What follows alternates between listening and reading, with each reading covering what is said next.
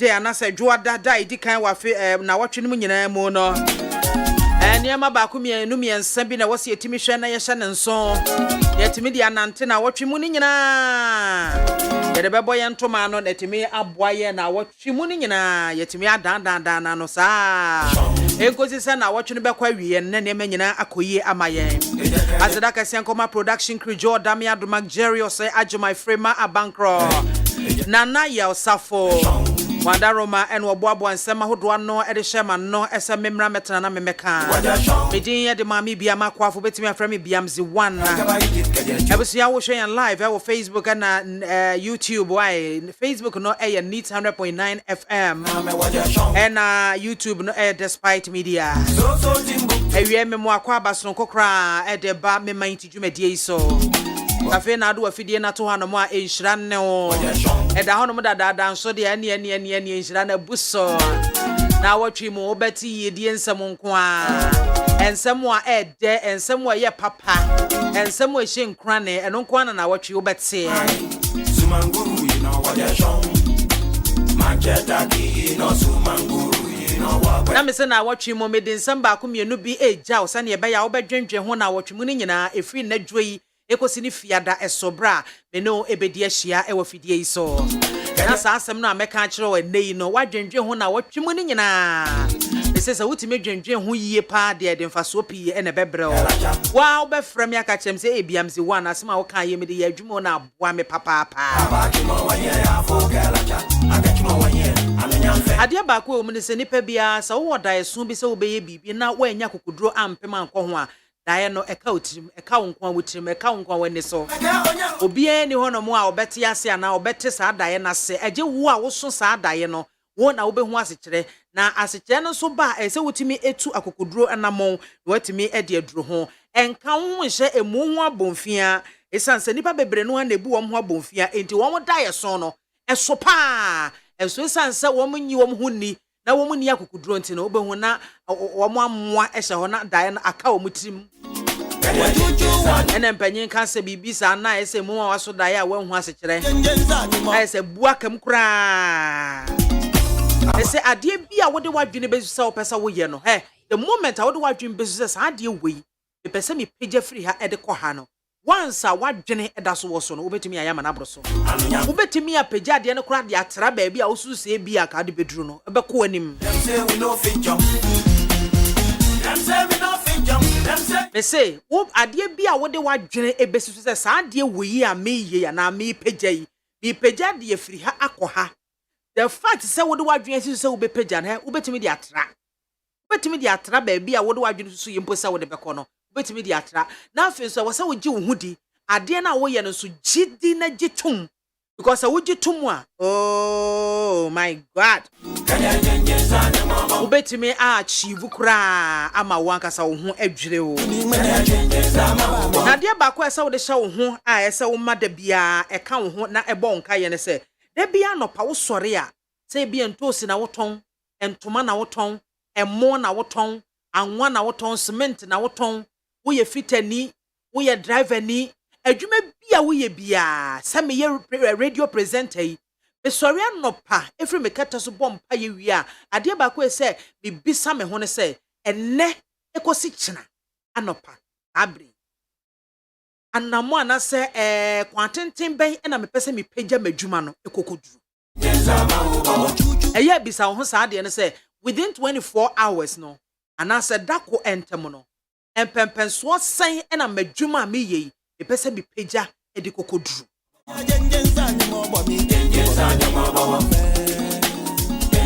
na wotimi de sa susudua na esi wene so say bia entosi na woton a within 24 hours ese mitimi enya customers beye enum bia ta customers wo mun tosi san bia me ho eno mbeba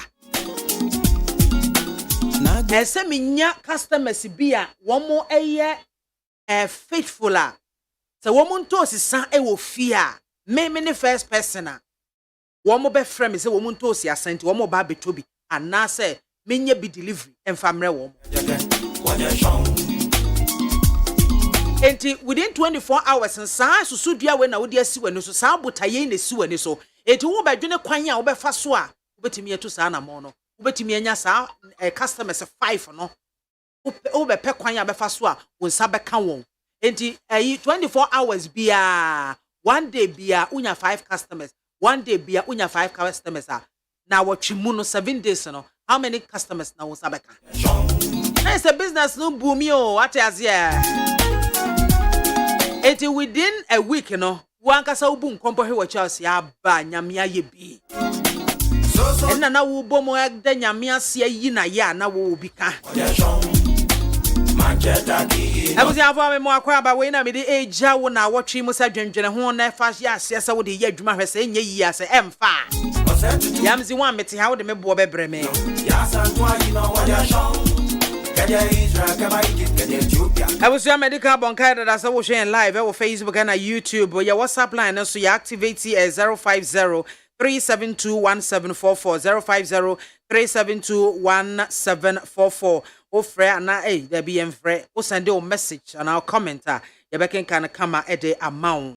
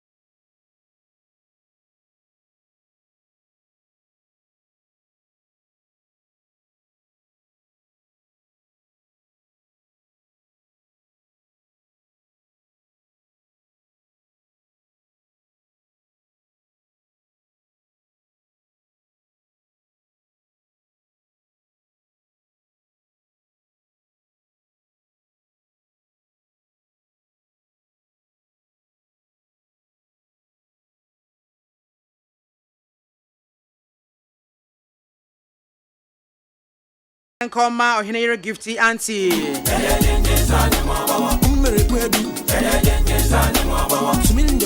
enne ye na woda okwan sonko so 80 years celebrating no awie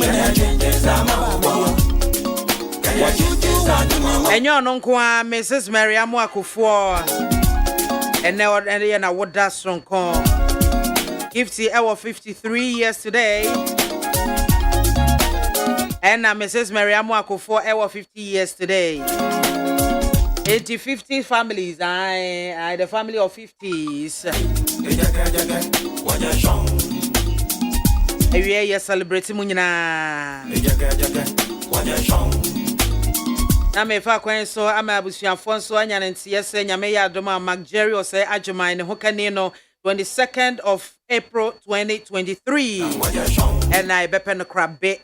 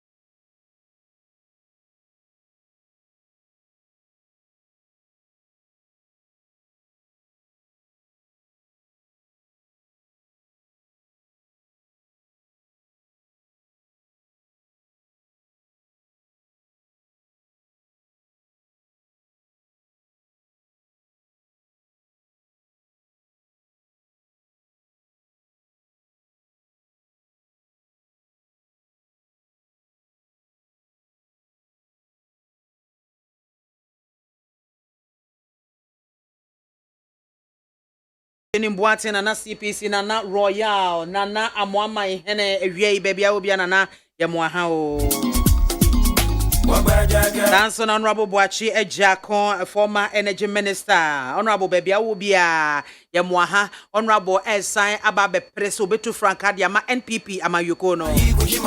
Baby Abafe, Honorable Yatawa, Chise Pinting. So Timbuktu, Ghana Mali, Sumanguru, Nanson Dr. Christopher Ampedu, the Samaritan man.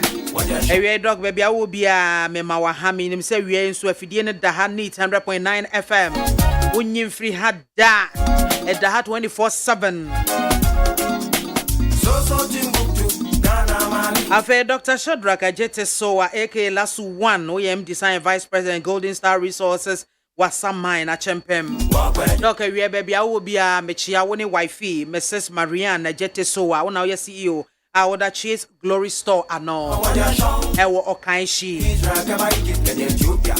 ebiamu obia Dr. Ene Auntie Marian Memo good afternoon Clement ane ni nua bema Castro mo so awie memo good afternoon Reverend Eugene apia redu bebia obi awie memo aha one mama ne mofra ne nyina ameka minya matu ameka onyangotu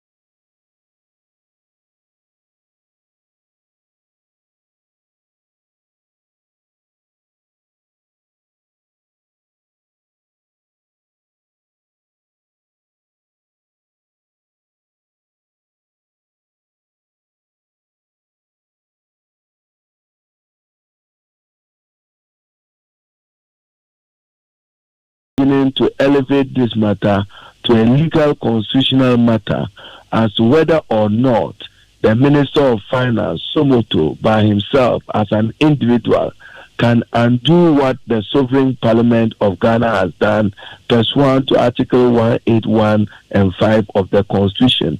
All those loans, all those bonds, all those instruments, their terms and conditions were approved by Parliament, including that of domestic bonds. Contractual relationships have been entered into. How can the finance minister arrogate to himself the mandate to do this even without information to Parliament or with his prior approval? When he appeared in Parliament with his 2023 budget, he was very terse with information on the debt exchange. Refused even to oblige Parliament with the parameters and details of the exchange, misled and deceived the Ghanaian public that there will be no haircut, misled and deceived the Ghanaian public that individual bonds will not be affected. He's now back to include it. And as we just listened, we are talking of about 70 to 80 billion of Ghana cedis. What's he going to do with it? How is he going to manage it? We can't trust him even when he took 2 billion from the IMF post-COVID. What did he do with it? We now have a situation where our debt to GDP is hovering from 78 to 100%, over 470 billion Ghana cedis from 120 billion.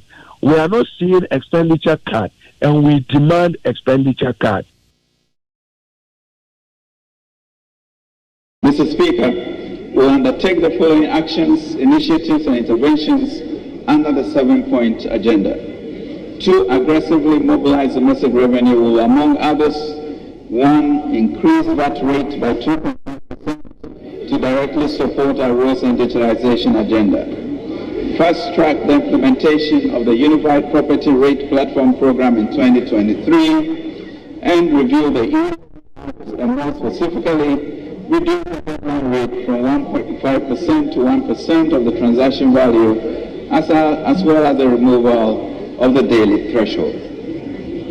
3. To boost local productive capacity, we will, among others, cut the imports of public sector institutions that rely on imports, either for imports or consumption, by 50%, and would work with the Ghana Audit Service and Internal Audit Agency to ensure compliance, support the aggressive production of strategic subsidies, including the President's last address to the nation, support large-scale agriculture and agribusiness interventions through the Development Bank of Ghana and ADB Bank, introduce policies for the protection and incubation, newly formed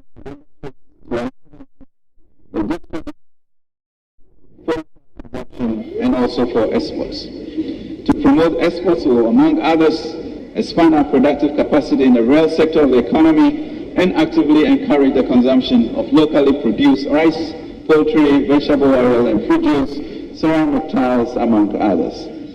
To pursue efficiency in government expenditures, we will, among others, implement the government directives on expenditure measures, integrate procurement approval process with gift lists to ensure that projects approved are aligned with budget allocation, review key government programs to reflect relevance, promote efficiency, and ensure that value for money is achieved in all sectors, including OGM, and review the efficiency of statutory funds.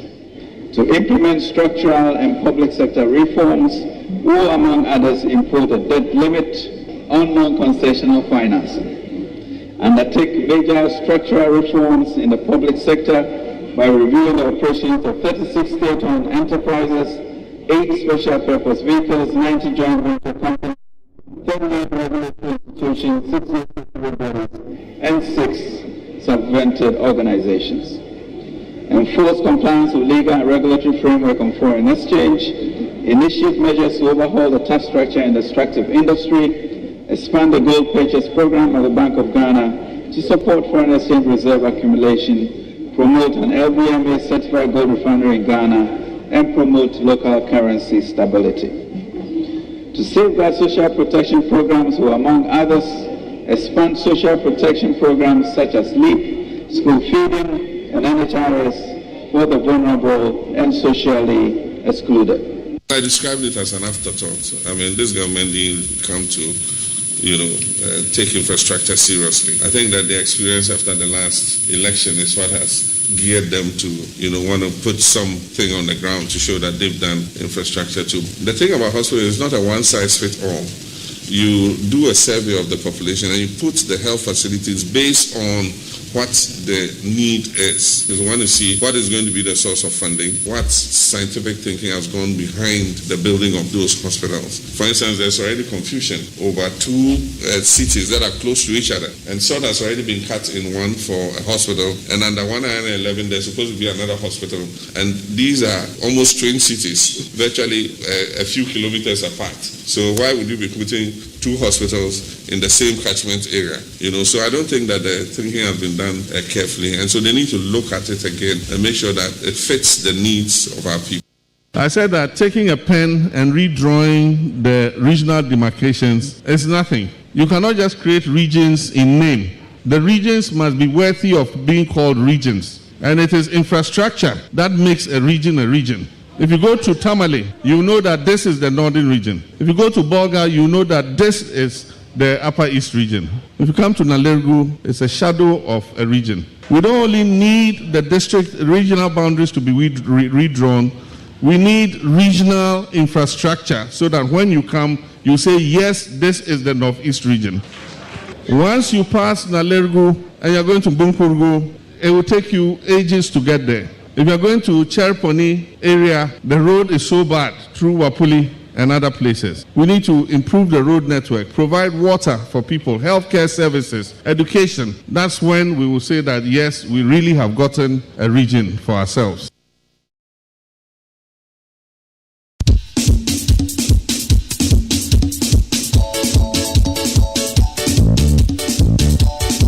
Area was for a higher need 100.9 and our so egua utieno na Majidi yes amonya said the Auditor General or the report to aba efa COVID-19 sika omanyi yensa eka ye near abaya na jumaso aban edidi ye asoye bia ne sika dodo ekọ ho ene enema wo de sika no wo de eye hu kuntabuo nyina no auditor general akoye nhwehwemu de ho nsem ananse ho report aba abetudwa yebedo so mu a kopembra ebekwa akosi asiese twan na ye kwa homa so yenya programs officer ya ono ne da Ghana Anti-Corruption Coalition ano Yera Harrison Kujo ema yene no ebebonka enkomo kakra ede afa saa ade ho Yera Kujo ewie yemo ha emo akwaba Mini ame jogo. na mpom ye de Mbacha ni ya mo so. ya me adom megidi ye se wonsanka report no ma wontimi read ni nyina fully a wonsaka ma watimi a glance through kakra eho ani no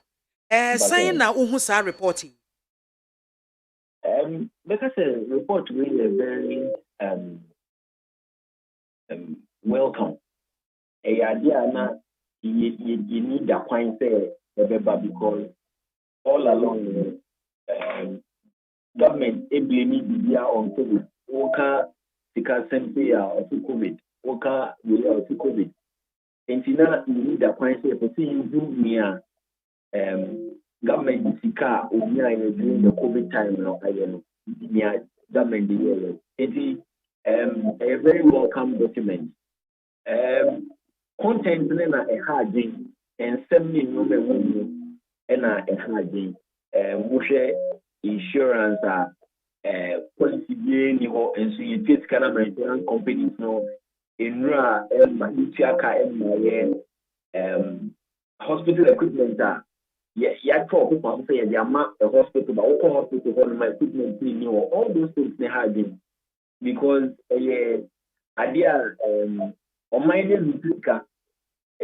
you think in a period of disease and getting na ye company senior ye be boy your protected citizens no e be more afa ho actually history on my actually citizens no and they have but document nankasa dey make us a welcome document enanka mba bisa se de na ma ne ha adwena so bobo biso a na wo ka bibi se oman na ahwere sika ye betimi asisu duapo aka ne saa because ebinom ka se report na eba se ya afa na ye bedomo asuko because ebi wo hono mo na auditor general wanya wo mo response nti a ma sika na ebi a wo mutimi account for ebi wo mantimi account for ebi na ka wo so wo nya mpanyefo mo mbekire mo bia wanya mpanyimfo ndi said ono no ne nsa kan na saa na ode aba enti we no ma ye conclude say sabi obi atisika na sika bia yera mo so saa na mo ho no auditor general no when processes in fact before report the babon no omo be draft report e dia be mo institution na ya auditing no issues na omo no be ready no mama mo me say more responding to those issues. And at that time, more receipt view or more contract view or more evidence view or more the better, more the better. Then, or much evidence, no, or make sure say, or we are satisfied. Answer. If by the time we make print report, let's say, your mouth can say, be one year. If you report in about one thing, and you have been over the say, evidence when evidence number your mouth can say respond to it. In fact, agencies need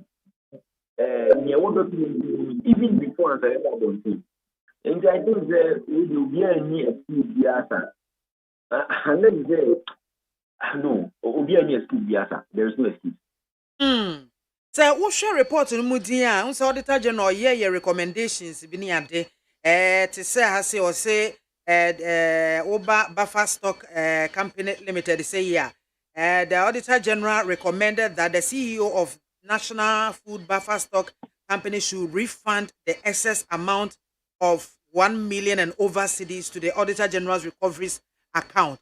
BB say timelines be ni ho eno an say estate no watra saa eno no kwan be ne be fa so e be me ani adi a kire ho sasika yi kra no Buffer Stock for wo matua akwakoto Auditor General's recoveries account. Very good. And one of the issues with the Auditor General, Nipali should refund the money. How long should it take Nipali to refund the money? because he say kumha amanfo tifa sika ekoto 90-day treasury bills no munya ho paso na no mu diskana beto ho nse wo kasa nipa to refund that how long should it take the party to refund but you mean to say auditor general no a document on refund is say if they tell you say so we take the on my account periodically you know on the report by HSA nipa we HSC nipa we HSC there no doubt but you say is that enough say mabo abanka na ya beka tell me say tia ikano ya tell me time we use ikano yes me use ikano no is that enough yeah sure say yes sir and best stop amount for in the future from doing the same thing because I think that a murderer we should be jailing people for some of these things. But to say Ghana having me say and one day you do say send ya told you one day you problem. I just don't understand because for someone to cost us over 1 million Ghana cedis, let you see him. He should just refund the money and that's it. I think it's all satisfactory. I mean, it is okay so because the person to refund, but all satisfactory if refund is the only thing because then the amount of it now that treasury bill for 90 days and 180 days now when you home for or the because you're still refunding. We should make the punishment safer so that next time amount for spending tax I think that's what we have to do. Yeah, here baby to say nalerigo baby ye ma company bi say on your project bi no yetua no 30% of the total amount yetua ni ewie ye no no ye se won si covid project bi something concerning covid ye man is can 30% we okoya okobra so a okoya adwuma no be 10% pe na contractor no tu pia fa jan wo mo bo no nya dia contractor na eba bibi say no do we need a report and say na bia ya take certain action or was it you know did you say we should be arresting people no man contractor and then the contractor himself one who are woman contract you know o fi nipa no wa bona wan san kan e as dead you na we because nipa no Ghana here no so only Ghana have carry to point for Abuja your foreign missions for Abuja if it is a criminal case we can do something about it. If nipa no man contract so what did he do?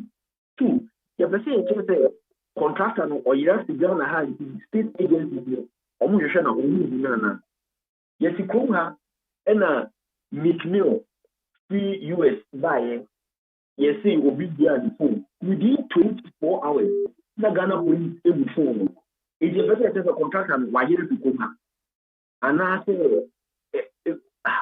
no what has happened has he died even if he has died the company will go and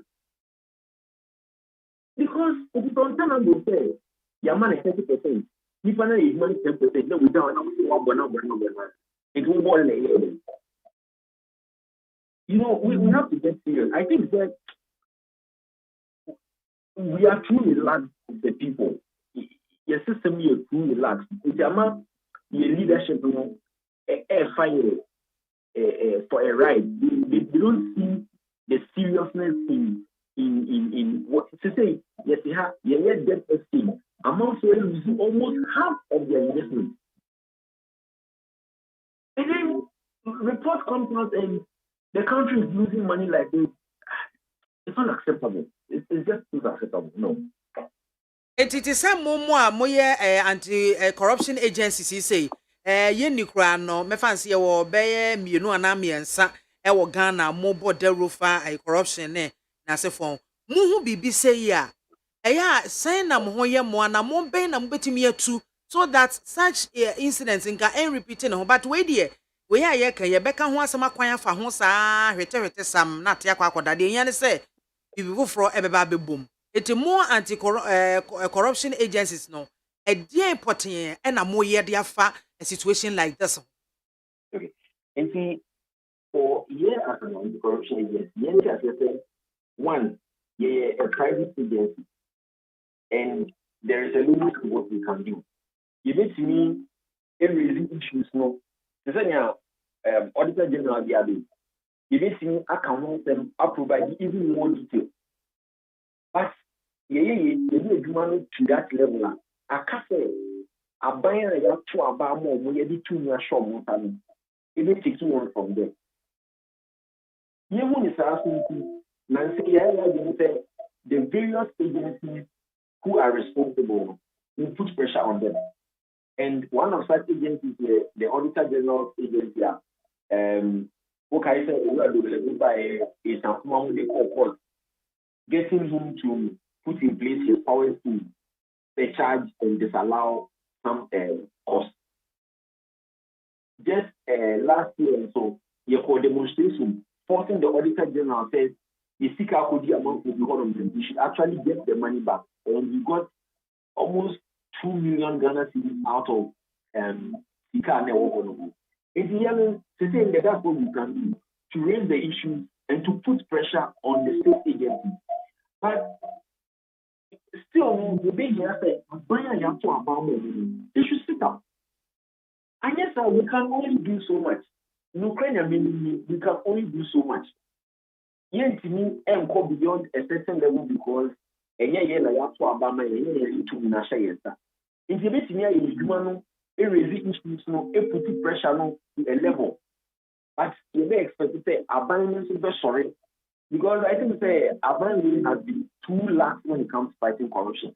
I mean, almost can't be really about fighting corruption, but just talk. They are not doing. They are not giving us the action they say they are interested in fighting corruption. And so we need abandonment to pick up. I think that we can do our bit, but abandonment has to complete the work for us. And to me, must say more as a private entity. Who bet to me as you Auditor General say be a well refuse to apply his maybe prosecutorial powers concerning such situations. Oh yes, nations in this issue recently had a case in court involving some of the ESOs, the Attorney General, in. But the question is, one, your funding. You need that we will you best spending a lot more on getting lawyers, going to court, and all of those things. You see, and yes, simply they are possible. But you share one the amount of time a big answer case now about sometimes the case may not even go in your favor. And all those things then it's not a very attractive way of doing it. Unless you say you need options here like the current one, a work court between CBD and the Attorney General. Unless you need any other option. But once your option is there, then now we'll be engaging in demonstrations. We'll find ways of putting pressure on the system because that's the only way we can get the result we need. Aban ekubi te say public accounts committee me fan say we ya o maye report ye wie say no some de public accounts committee enim na fe omo susu hwem ene ade ususu say public accounts committee adwuma wo mo in the fight against corruption and asempo no ye hwese such perpetrators no ye be ma legal ye be take legal action against them no omo ye enough to fight.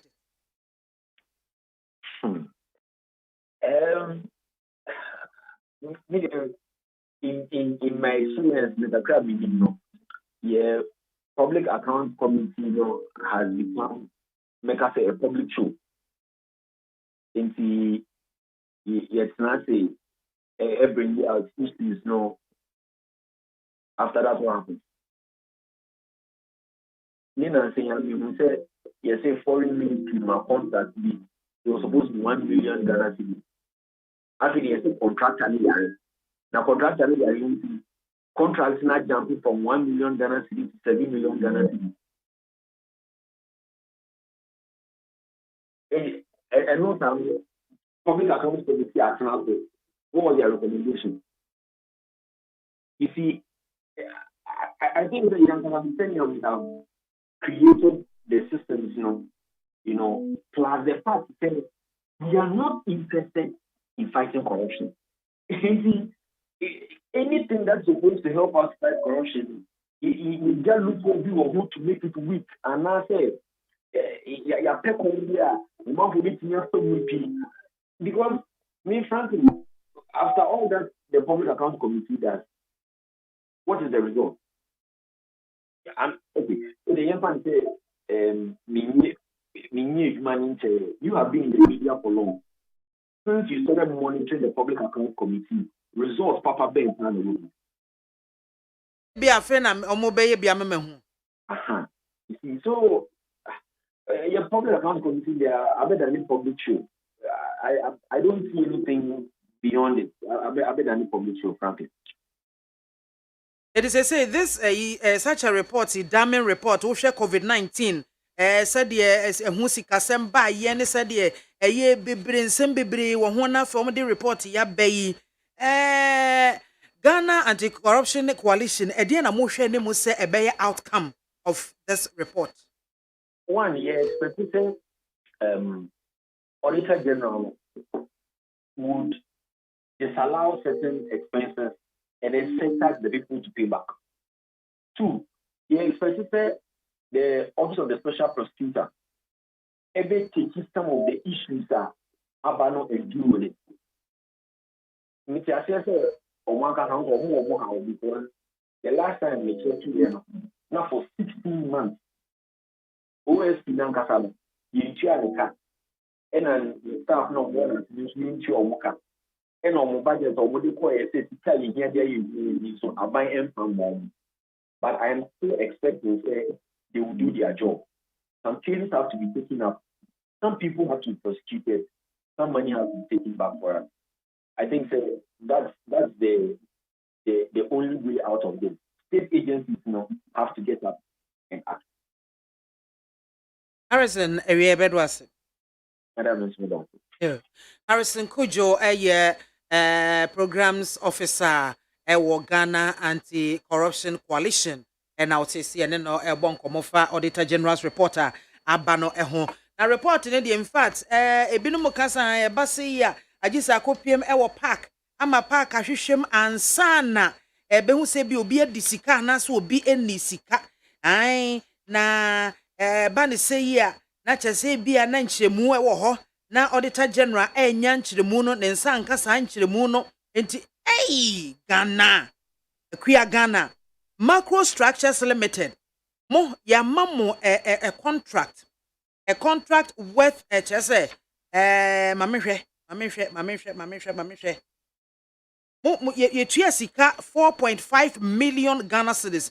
Ene de ma mo se mo mfa nkonkosi COVID-19 treatment center. Ewo Nalerugu. Oh, mo koya na chese. Makototo apapa so adwuma mo ye 10% work. Ena mo ye. Sika no so etua ma mo no.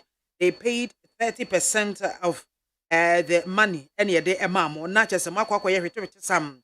If Rawa meba wa mabisi net. Etia no sano.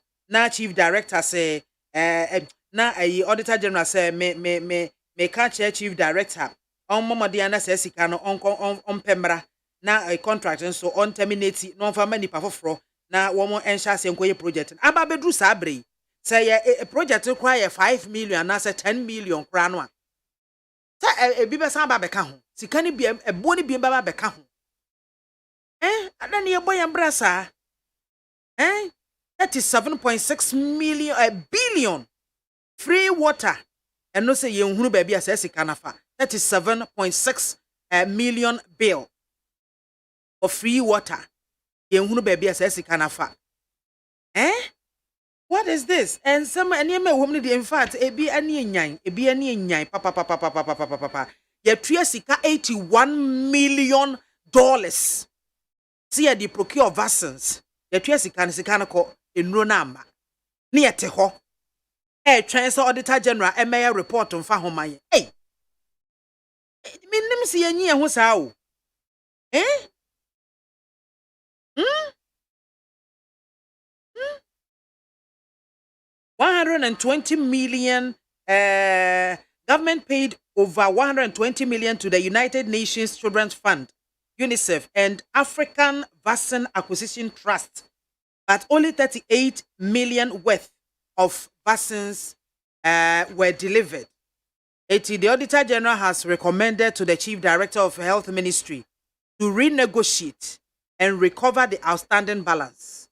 This, according to the AG, must be done immediately to ensure the amount is recovered to the state. It when na said yes hwe SSS kai ye nsabe san aka. Na lerugu contractor no. Macro Structures Limited 4.5 million cedis was given to you to construct COVID-19 treatment center. Ewo na lerugu. It some 10% Juma Penoye na Oja Jumana to Honum in December 2021. And the written communication from the director of the Infrastructure Directorate revealed that the director had made several efforts to get the contractor to the site, but the contractor was unwilling to continue. Unwilling to continue. 10% no coin and the cost for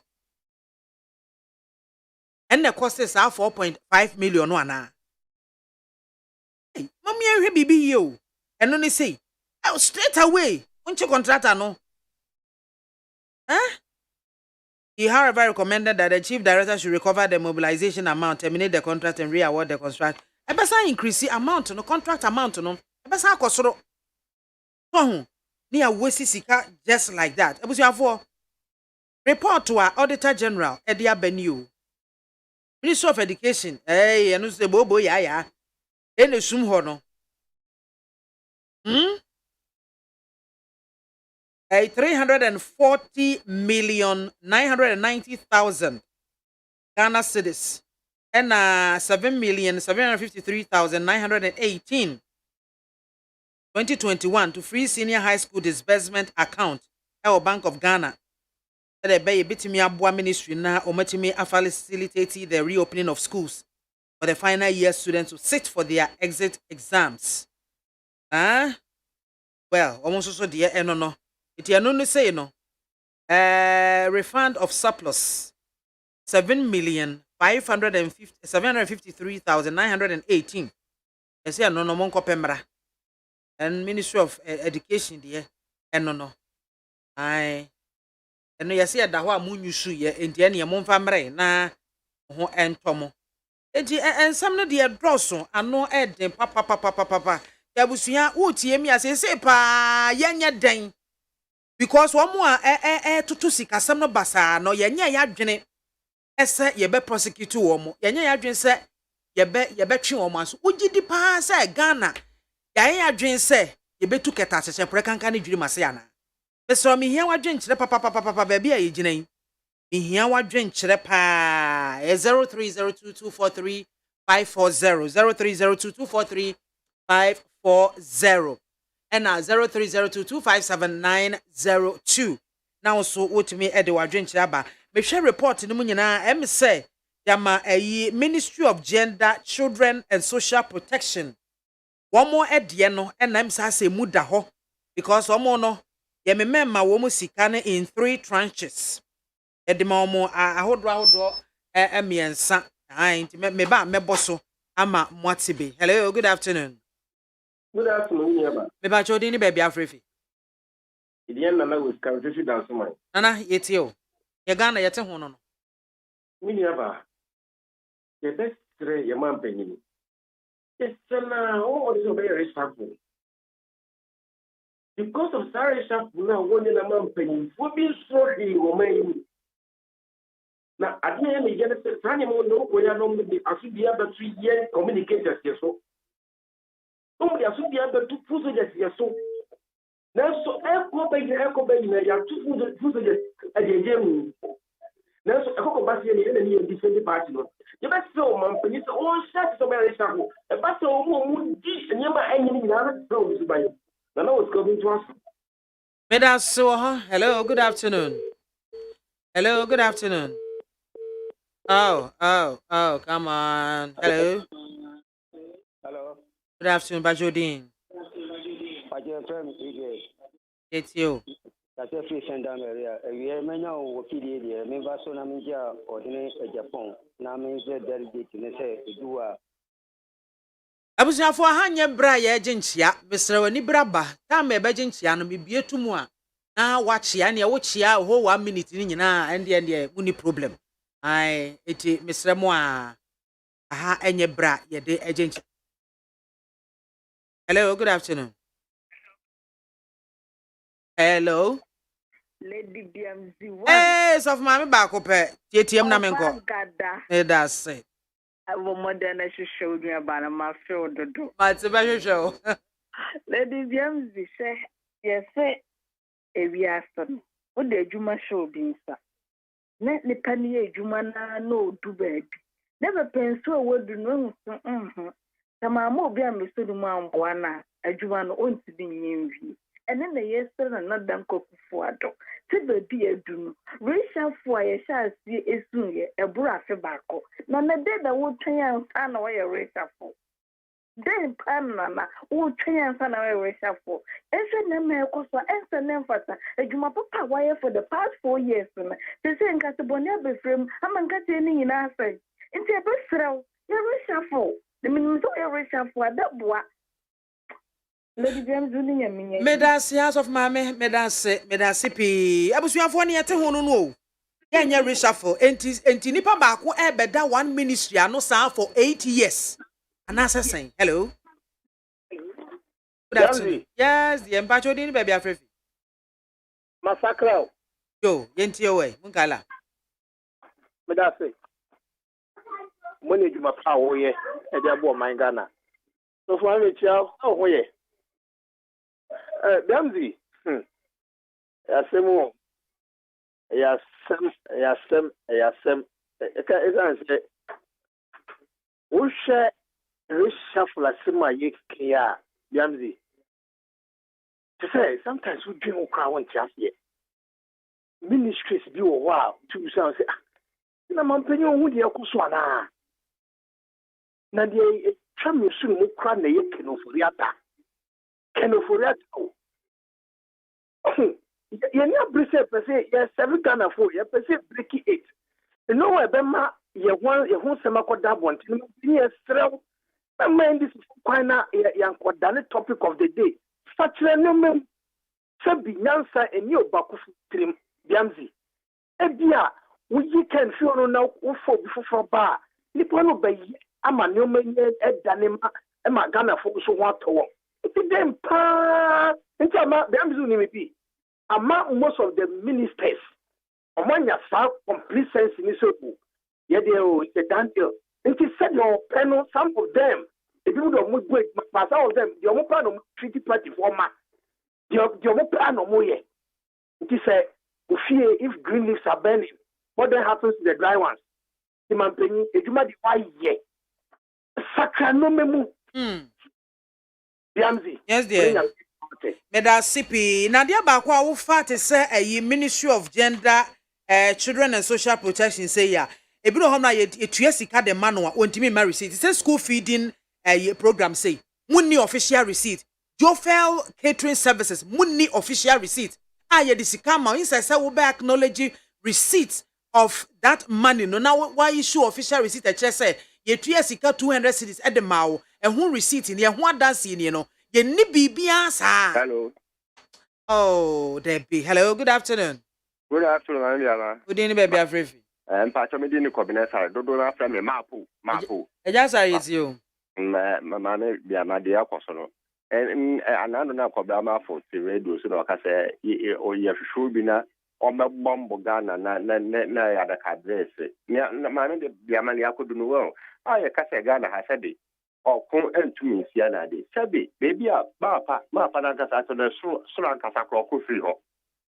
Well, the other name could take up on Becca say, Bia, oh, will be Becca say, made them a president, may I a president, or my meaning. Woman, I say, BBU, that she has a way, Nadina, Bob, dear war or my Munafe, won't we a boba?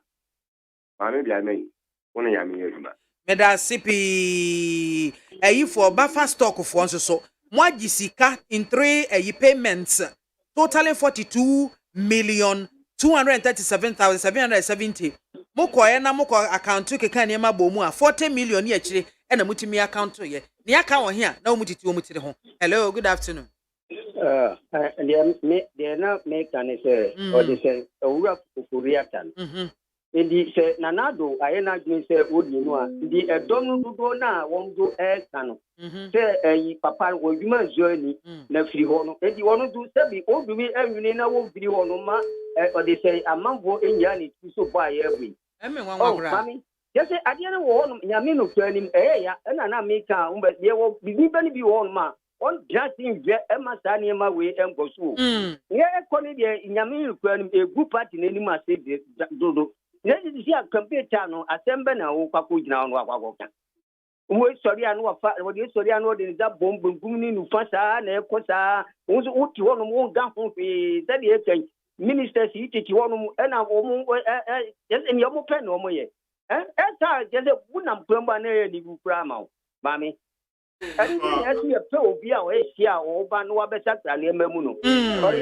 Japan. Ayo, medasipi. Ebusuafo sikane dia ya eni se nwonwonai basa. Ye nima konta buhwe se de ye boye mbra wo fie ewa abusuamu no. Obi ho no mo a oye adwuma bosome so a oje 500 Ghana cedis. Enso hwe sika wo be spending no the me say within the month more than 500 cedis. Sa bi pepe pa braboni bi ne yebo so oman e wo Ghana. Hello, good afternoon. Hello, fantastic man. Me ba jodi ni be bia frefi.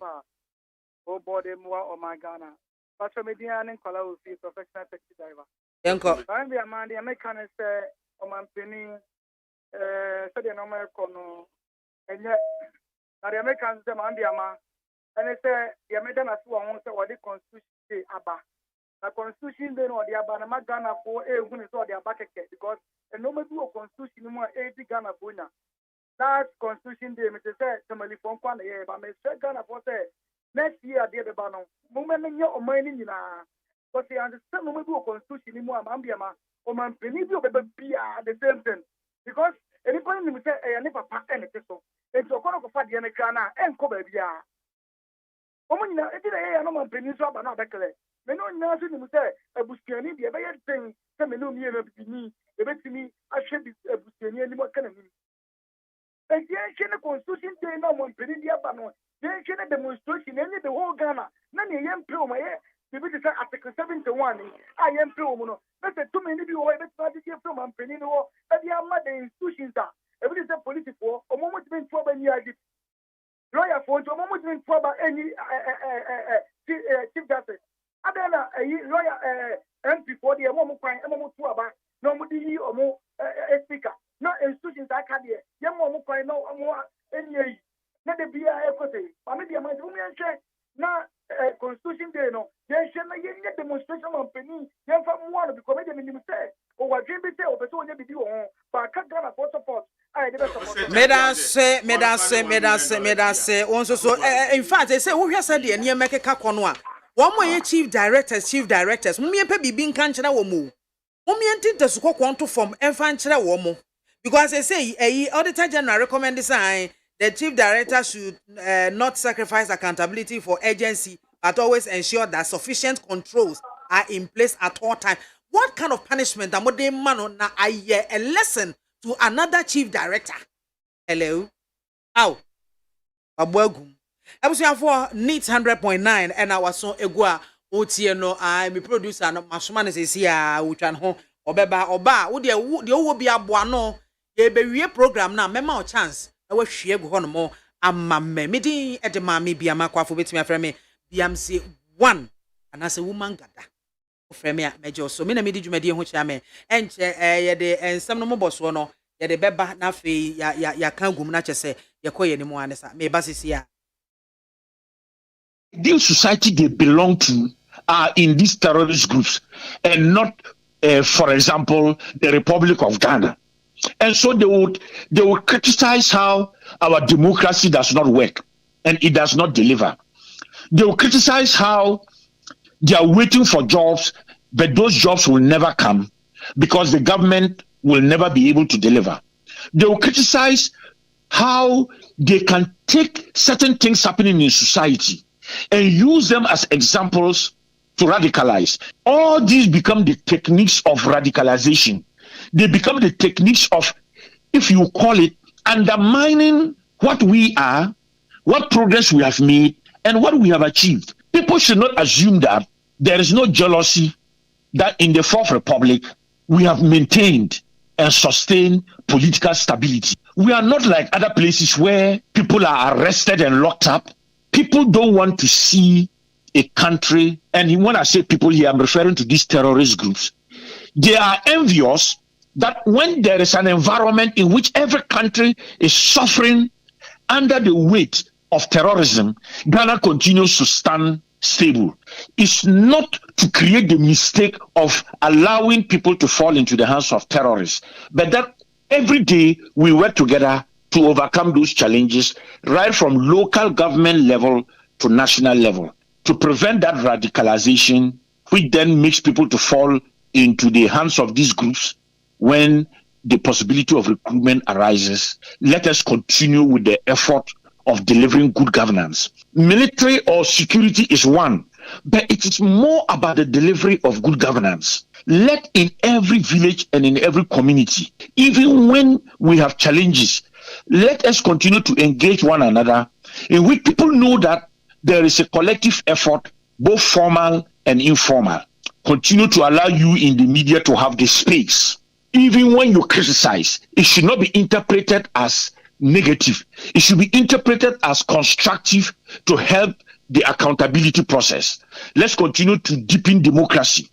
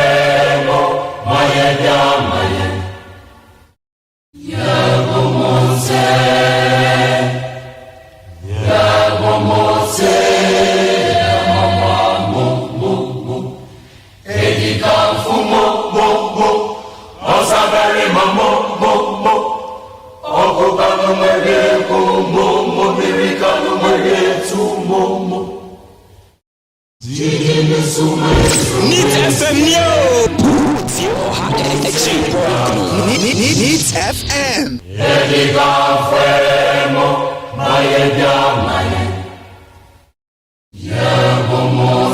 best station in the capital, Neat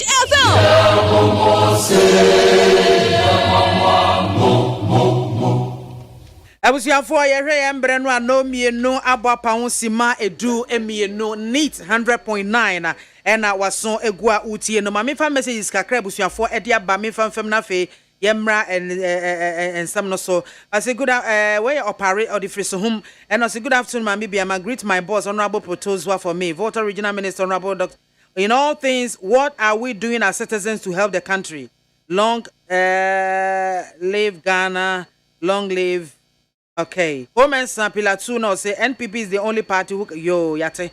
Bedi akon Bahami P Ebenezer watching you live from Kintampo South. Good afternoon, Mami BIAMAH. I really love your show. Some of our leaders need to go to jail. My regards to Kintampo South NP. I feel of a K watching you live inside Teshi and the Honwa PM. Also, we thank the MPP government for their good policies. Yo yate. Noah the Ark Builder. And I see inside Kokomleme. Greetings to Honorable Kennedy Japan, the visionary leader, the man of great substance, man of truth, great credibility, and honest, most honest politician thus far in the Ghanaian politics. That's why I'm for Ken. Efia Humble and was a good afternoon. The able okay, Yate. Farouk and was I'm watching you live from Guyana and Mukaila Jonas on the or share live and then Sembebre and I equap no swa. Yeah, babe, this it is a moon. Na Auditor General's reporter, ye de eshas, Ebeka a home asem efa COVID-19 sika, a buying saka, ye juma who was a buying editi, ye. Ojicheche mu di bebre o de kokoko aso yaso yahudo ni nyina se obi ansa beka bie no atimi ede aye adwuma na wonsa ka wie a kwan ya de sika no befa so aye adwuma ene ho kontabu no ene na eduru ho no msa no ana anwene ne se na ye bibie wo ho se wo ma me suma nkwada brem ese kwoto ade ebra kodi dwabra ana se bia wo ma me tu kwan ode na chi agyaw ama wo sika e wo ne onua no me kodi nansa enti montras ya aduane ho we ho na munyi sika we nto in case of emergency na ma utilize o ma me ba e wo se obata na hwe na wubu akonta afenchem akontabu ho na hyase e so hwe ma wubu akonta afenchem e de kire no wa hunu akonta ni buo na wo se opanish wo hwe na so hwe wa so hwe a punishment bi so de ma wa next time wo be mu ani ada ho no mo se de be ya wo misuse sika no e ho na hyase efi ya musumaya ni atitobo Yesumaya ni atitobo. Yesumaya ni atitobo. Etisa obi sto anokotena na wutitobo. Enti ye de oman pass sha wonsa na abedan. Ebi nie ene yete ho. Enti Auditor General kwa konye hwehwemu ene ode findings nyina aba. Yesi we yi abe afa na yesi ye de be kwa koto 100.9 Public Accounts Committee for womo enim. NDC womo primaries nso womo etam 500,000 Ghana cedis. And no de to so say o person be presidential primaries ni bia and the 5,530 you ko pick form na 30,000 and o de bank so o de 500,000 and CDD Ghana say aba e de nkwa no e de be primaries nkwa won be kan no so na NDC aba be chirim enti a wo mo je sa 500,000 National Cathedral ho sensem edom kuma e wo mra hye bedwafie say Tesia wod asem na kwakopie mu e wo shrage no Reverend Kusibuate wo mo hwe ne mu se wode na dwuma ebeto no watena nchen se na ebe ya hwehwemu fikofiko ebetimi akoso na Krobia Sante Technical and Vocational School so na no enu akosie ya ene no pintem gidigidi adan podwa we na ne kaisi woni e de bu ahwim kran ene school bus kasi bu hokra school for na timi adane ka na maka na pampam da fom ena ne ties na ehwe so edi abufo nko a no ma bawura wo mo kitchen wo mo store room eburo ne ne mesu no mo o ma tese ne nyina mu de wo mo sa beka wo behwia to agu no ma hwi ebinum eti school mu ekwam de wo mo no gari no mbenya no ma tam ahwia to agu we no mo sa basa eni say school no twere bam yatum Ashanti Regional Minister Shese school no yentum ena students no so wo mo timi achimu mako 40 nti wo ya mata aba ni achiwa among the 40 year obehu ba bia abegyina eti we ene nsema hodo ena enne eguap no so a ye betwe na basa ne sere ye betase ne sekon na hahan benyansafo pa na menua be Solomon Asante of the NPP ohana waba be kamensa e wa hase ena kwaku ozuba na hene eba na hene ono so ababelate na me twen say Desmond Chumesi into ono ye political analyst ono so ba be kan ye ho na chese aboma onya ma ye de yesi ochimfo nso edidi a enya ne bi bedi agya no enti ye sha ase adi oba no beto so a wa bedi bi wa meto so de a ene ye se one ye mutim mo amunim no e de mra ne se ne saa mpanyefo me mama kwa aba esa mama afenhia pa afenkomati afisa se naba na hene why ye say tam BIAMAH ye ne de ana woni nka Ghana fo nyina ye ho toyen ya nka ye nze menko a medi ye nka za wonko a so zi ni ma ye na wo ye insurance ma meka to abrabo ye Ghana nyina amamuo papa ba ebeka obia amobia nya ne so ne na ame na Ghana hankasa no ye constitution na ye problem ezan nka ya ma bisu anka na akufu ado ne na ban ko mo nti aban mu biem at this time kaya ye midterm election yi o mo fi ho But your constitution is a problem. If you want to yakofa bregana for a ne. Utonwa yento. Problem ben a constitution there, man. The constitution is a produce 4 years time. The guiding principle said the bear will be any ope. It's a guiding and who can say constitution of problem. A problem to see was here, son. So, Babam, now more than there was it to be a midterm election near you. You don't be for But then the intimacy is a constitution. No, Tina was here, you know, you can't bomas on my near your constitutional review. So that's here. Nayanka Kufuadwa buying can you also go to tea. Nana Kufuad, President Nankasa, and he was watching out. Where your prelims? That's a bon one Kazanga. That's a banana. That's it. Is that something? Mammy, ha, away. Madame Joseph. The minion man, me bompires officers, any kind. Emre Musa, Nasa or Crasso Quabuchira, and yet to go. Not just say, you who's so Quabuchira and Casana, or better as in your Zoom Quabuchira. Now, Bruche, country, Crow Bay or Zoo. We had Bobra. The bonfires are yes, so Crasser or yeah. Or Quabuchira, Cranabia or Cranium or your investor. It may be or co-invest is a Kabiwa Bruche. Now, what because a bedroom officer and Nagana, aye. Mammy, the American is if it's Ambre could the share you need that was of mine, a bit me assistant, your problem can see a dia, your pimp away a balance of payment, and they say you be going to exportation. Like I say, Nanka said the banana, hash exportations, or be called maybe or connect clients or Akojene, for exchange in the Abebois, and my economy in the Nays, and only a bompire.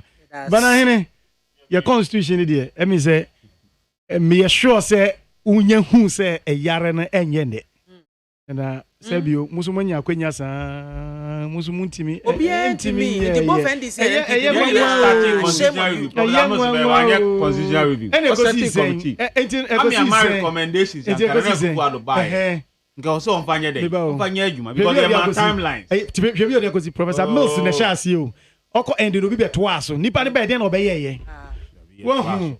Very much. And the cousin saying, and Untina a National Development Planning Committee. So that's it. A year report to a 50-year development plan. No, you're talking about the constitution. Successive government, your Baba Bia, follow the plan. No. Who didn't buy? Did you follow? No. They didn't buy. I didn't see was constitutional review. Oh, my penny, I'm rich. Oh, my penny, at a most a sea baby bet me. I could see no. Your dinner immediately, you know, your farm. Madam, I say, you can see a dear chair, but you are the action. Desmond, the Chumasi into political analyst who are Baba coming home. Desmond, Memoir Quaba, Yena, then Pomia, dear. A general, I fish your pants so. I'm said the first time I miss you, we are a nice man. Medasi. What are you so fatal? Medasi. We are political suit and I say, analyst suit.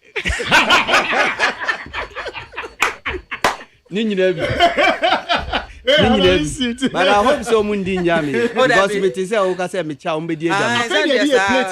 Obia say if ye Obio pitching be a debia no phone. No credit. It did ye any be. No credit. One nam sa Obio be as Undia Sempa. Okay. But I hear my mention say also, Yenfa the Auditor General's report on COVID-19 government expenditure. From March 2020 to June 2022. And why yeah, Edia Basika, Edeko every sector of government. So I'm fighting COVID-19. And a hunsun swanswa. But this is not the first time my Auditor General or the report to be say eba or the bow be one near one near Trinidad near this icon fine question. Peterete Sam and Kosi baby and I be before Frabum near ref near Yaton. Now if you go pim after fra.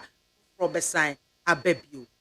Auditor General's report me say minim say on sheda and no more suko be bread but utie the akoso ewo ensentrefo mu ukakra bi a wani aboso ahwehwehwe mu no a hu ne sen yo bia ma me da se e be chia atiefo awie na ya mo afisha me say afi da edi kan ya ba ni na ya be ma mo so ya akọ ye nua be ma very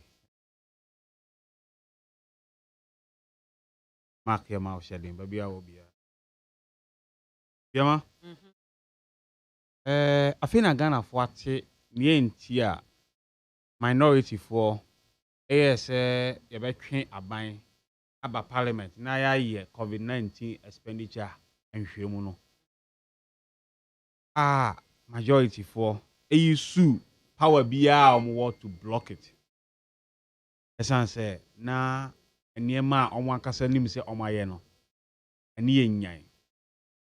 Ada biya ya meka say Nana Akufo-Addo at your age 80 years. Na we Dr. Korbedu for mu nyina mo di 80. You understand?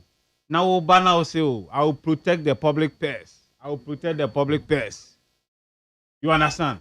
Now ba ye na udi sika ze sebe nkati ya boaboa eche ewo table so. Biama da bia woni MPP for din komo na wo ka say ahonchira bo man because of mismanagement. Also eye COVID na akofa sa ahonchire nyina aba. Enye COVID anka economy ne ye sei. Ene auditor general tuambo ama yahu say COVID na nkasa di sika bre oman yi. Na yen ne ya anya den yahu so hwe. Biama COVID di sika hina bre according to auditor general o say 21.8 billion cedis. Ye kra de ne say 30 something billion because of special drawing right GFI IMF $1 billion dollars another $1 billion for COVID support. Any World Bank the on the brand any the Ecoifi stabilization fund from Bank of Ghana near there over 30 billion. But let's take Auditor General because he's one of them. Auditor General Nema wa water it down crowd this report and sign away bano. Yama say any nyan. Water is a Jim. Senka that report we Domilovo era na de baya enka onim niema nke bepie. We omo na Akufo-Addo na Auditor General say ono no pe no. Oyi Domilovo si nchen de ne baya. Na so hwe oma kata niema. Ya sakti yo, ya dress no ye di we yaba. Who said Domilovo report to buy on 2 occasions information minister by press conference aban nyesa report to nintum. Meboa. We di aban jitum because it's one of it's coming from one of their own. You understand? We cry our water down. Biama, so we share report to you. I think now buy it's about 119 pages. You go so already. But we share bia. She quote say adaklu. Na yakoto a dine uncompleted building for 15 million Ghana cedi. Ya ntopo ye lisi say the ye isolation center. Na ye bia cantonments no ne ade kra a dine wo ho ye to ne say. Adaklu 15 million cedis. You see, after 25 years, I better go back to the owner. Down the cry, ya who the idea. Here, you see, my insu. Ya coffer tank, see a supply insu. You wear 36 million cedis. And I to see the supply insu. Auditor General say, source document be in near chile say, ya spend the sales away. I didn't know my yenesa. $81 million ye tua for vaccines. Vaccine maye, sika maye.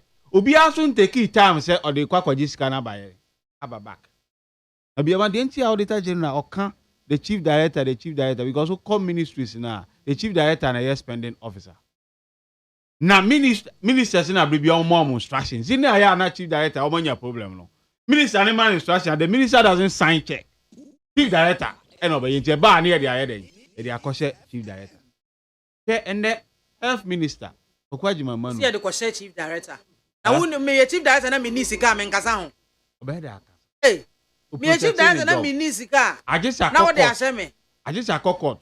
Hwe ne ba ko akokot yi. Ajima Manu na edi adansi ama Ministry of Health. They say ato forcing akotro letter. They fanto ambulance. Meboa. And they Ajima Manu $4.5 million. And also I 26 ambulances. So Uncle Tom Rano. Yet you sika ambulances in my as my man looked at you. Olu dia dance here work court. And ma will be say. Yanfa at 2 forcing 2 because on one I could cry ambulance in it. You understand? $81 million. Yentimi recover. I feel no Auditor General actually say in the pabin fa kon bi so nkoje sika ne day. Emra. Biamanka bananka o say nipa ye de o mu go prison a ye ntra am kra. So just here. See you see 21.8 billion cedis. Ye di mu 11 billion per any year COVID related expenditure. Niaka 10 billion no. Solo num ye chema o say banchi akrakro. Solo nkan. Obi any bag is ska o. Ke enipa mo contest election in MPP ticket 275 consul. Ye ma obi 2 billion to spend. Who dance was asking me. Mami ya contest Tema. Esuru hoyi. Tamale onu ni. Onu na be kan. They gave her 200,000 cedis. 2 billion cedis to campaign. Obia aspirant bia enya bi. Onu Nigeria na aspirant bia ne nye. Ye chema obia anya bi. Ebi onu no so ye ma wo candidate ni 2 billion a. Ni ama constituency no 1 billion. That here. Sikai ye chene say hwe wo de auditor general report wo hwe mu a. Na minim ye finance minister. Obetrans ya na okotu Bible verses. No tafe na no ahye white.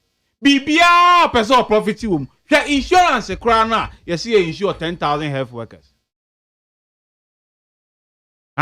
Ni insurance company enterprise enya mu 30%. Bibia kenofuriata ensa wo mu bi e wo kromu a. Etino tika ya cheche ama omanfo say hot meals a say omo no amaye e wo kromu ha. Greater Accra spend here 7 million cedis. Greater Kumasi spend here 3 million. E kan bo my 10 million me boa. Almost 11. And if we have to catch there parliament almost spend here 54 million cedis. 54. Me say eni was say nipa bi tramba bi omoti ene. Be Akufo-Addo wo bunu egu na asum say the obi abeka he doesn't respect Ghanaians. Na say ya branch ya obedi prime minister of UK. What they say? Rusi you say Indian origin. Suna. Grant interview was CNN BIAMAH or say me man for only priority and the be me priority. Not the other way around. President Akufo-Addo the only priority no and no force on Ghanaians. And looking here can be more was saying the cathedral and the Messi. The oman ya ye wo kakra wutimi ntua. Na COVID the man sika saying na ya say no ye de agro atopre. Ke de na oman ya BIAMAH wo bond ye kakra wa wo de akoto ho no a we use sky tua o mo for school fees ya ban say na won tua ma. Was spreading 15 years. Me papa call on a pension. Me na me ko to on a bond man na akra bosom bia onya bi toni no de call hospital. 15 years na papa 75 not yase. Usi wodi ni sika na to for the next 15 years and ne unya bi ma no. Ta na ebu man. BIAMAH ye koka na binum ka cha zo kenoforiata ye bond specialist or over 100 years experience in bond. On the buy a bond pe and obey issue. Hwe na cocoa board a year I bill aba. Nipa omo ya mature no. E hwa ni asan send this circular say don't pay them. Do roll over for them. Nanka minim se so ya ban. And odi etuo a confiscate amount for asset. Na minim se civilian government e so timi the pen a confiscate financial asset. Me who be that? Akufo-Addo Baumia of Oriata government. Any ye who be. Yama COVID expenditure yi. Ta wo hwe mu a Nienti a ukasa na kromu a obeka Akufo-Addo asem a wonti se panyi bi e kan bi da na nanom atrankonya enso je kakra tafre ye na na unza kan de isi region wan ko he hey bisa ene bisa chin no ene bisa moti ya ofori pani na aku apem ni mo anyi bi hey nana yes, monso. Ya mamu sikaga monko market. Nana, report na make am. Yes, monko market na mon sensitize amount for akwan ya mbefa so a omo be di COVID protocol so. Monso so ye ba 605,000 Ghana cedis. 605,962. Ya ko we. BIAMAH unu de ntia asamba krom ha. Na mpanyifo aye di. Ebi ni o. Ke Cathedral ni esi ani akofa asofo so me trustees. It's a no criticize cathedral and so will come after you. The electoral commission and obey no akofa eminent people. Some will be advisory role. It's your two abani a botu ekunipa watchia opanyi bi antimi nkasa okromwa because of the advisory electoral commission. Tan na nan mu atrankonya yakomo kakra afaro ma no aduan no so adibi 605,000 ene a chipo into omo so etimi nkasa ye oman si kasa senya Nana Akufo-Addo sa ne law firm ketwa na ne wada brakana na o manage no se sa no ye ni sika sam anka law firm no betima gina besi ne na ye duwa bedi o man so a na o man sika you say I Ministry of Local Government o mo to kettle you know say o mo dey kono attire o se de yen ene ye cheche kettle and also e can COVID ho there's one president of regional house of National House of Chiefs regional by region by region bia won de okay. Region bia ne de. Regions no. Yeah, 80,000. You clapping for you omo de na nasia. And to my president. When I am president. When I am president, Eastern Regional House. Hey. So BIAMAH. So say na ye cheche sika no. It is a MPP ni be catch law say COVID-19 na ama Ghana asem sika asem ase ya. E was it na say I don't know asem a bepe aka stress a wo nipa ne say te sebe adwen a ede nipa trimu a ye de fa adwen sa wo nipa na owo bi a won kam ye ntie. Say COVID ama amanfo ye say amama ho a kire mu ye ndie ye benefiting this amount. IMF hu ye mobo World Bank hu ye mobo European Union hu ye mobo yen sika ye stabilization fund yakoyi se BIAMAH fe no ma start from now or 10 minutes na ni ade wa ma me 10 minutes afi no makasa 5 until the next 5 minutes BIAMAH no akasa 5 minutes yeah me be stop okran now so wo call report no afi na aba this year 190 ye go so ye be serialize kakra e ma 3 minutes aka ho ye be hwe na ne finance minister health minister any omampanyi vice president omaye omansi kasame ena me di kan ka se constitution na wo problem nka ba na ni wo so omoye dey kabana was Ghana for ayo masi because I will protect the public personnel kind enye no na wo ye BIAMAH se do man sha won sasei hwe hiafo nipa 1.3 million individual bond holders omusika koka adwa mu you can't pay them na wanya sika na wo spending the same Tolomo honoma na sika ba beto my account we see COVID hwan support you should the work of the Public Accounts Committee. Are they living to expectation? Because someone minimum see so more say prosecutorial powers to say then they can prosecute you and as they can recommend you for prosecution. Are they living up to expectation? BIAMAH share Public Accounts Committee na. I will say more powers in the account. As an so be our ministry. Na se ono spend sika no. Na se okọ retirement ya. Ye mfro no ma o. The current person na we see ana on abeba be answer those questions. Onipa na odi sika no okọ dada. Ye ntimi ntwene ma. Wo a waba be di ade no. Una ye den. Ye frɛ wo se bra be answer questions. No onipa ono ba be answer nyo no spend sika no. Wo be ye ne den.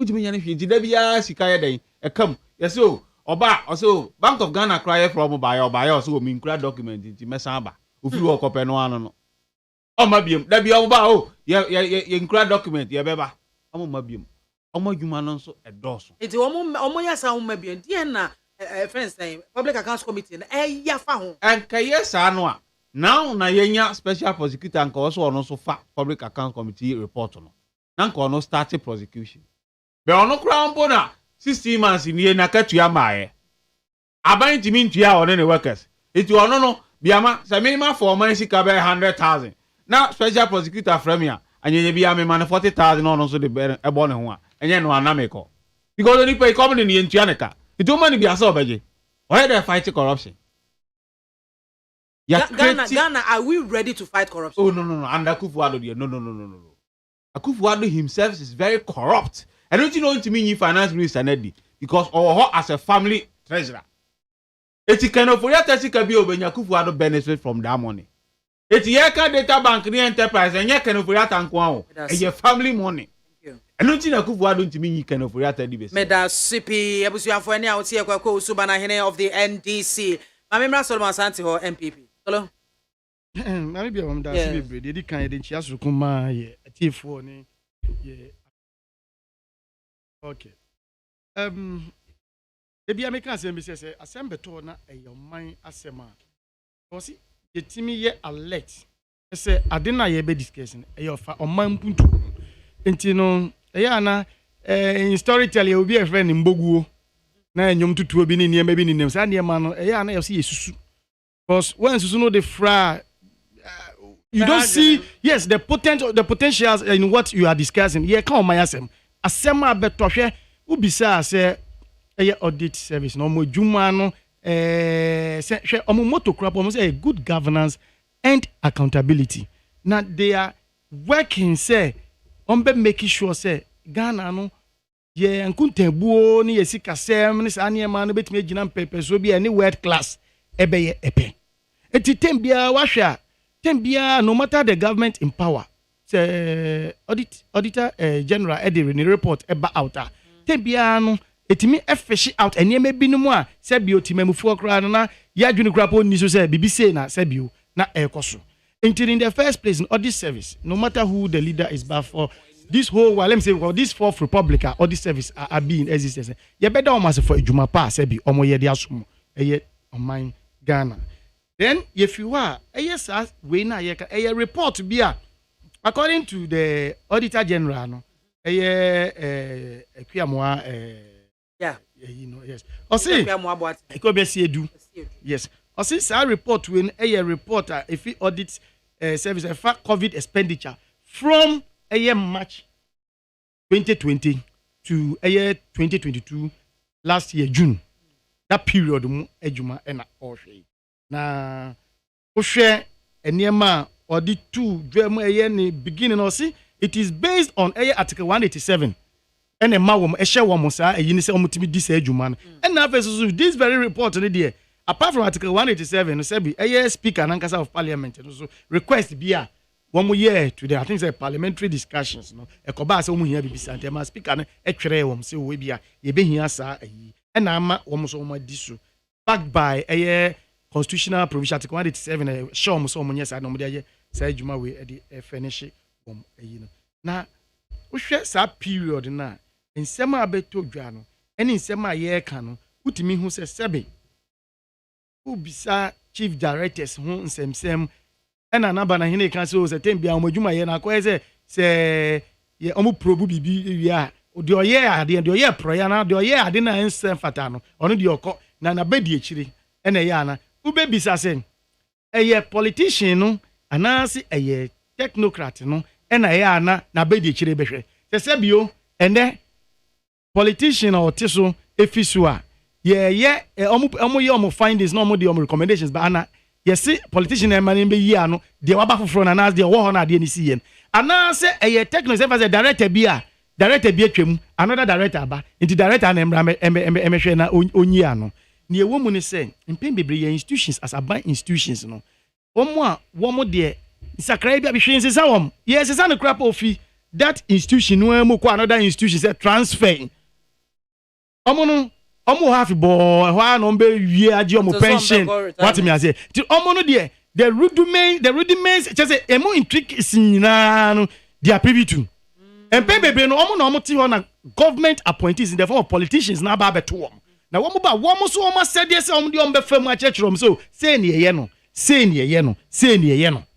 enti na go say subo no bebre no ye say chief director we nye say because una wote ho ene say ne o kan ye no untimi nga say medjuma ni nie ya spell ma me say net ye na say wo ye politician wa ba beto me ma kire say na djuma ne so tie wo ye wadjuma na say ade bi en say fa sa kwan so na o push say en fa sa kwan so chief director minim medjuma me say yo wakanti no ye fa sa kwan ne so wo mra minim so say ebedum pepeso bi a say bi public accounts bi beba mu say bi audit so ebetimi abemu na me say yo wo ye politician ti no mi di wachi there bi empem bebre no mi enhwe ne ye ye technocrats ni bebre wo ho a they are not helping the system.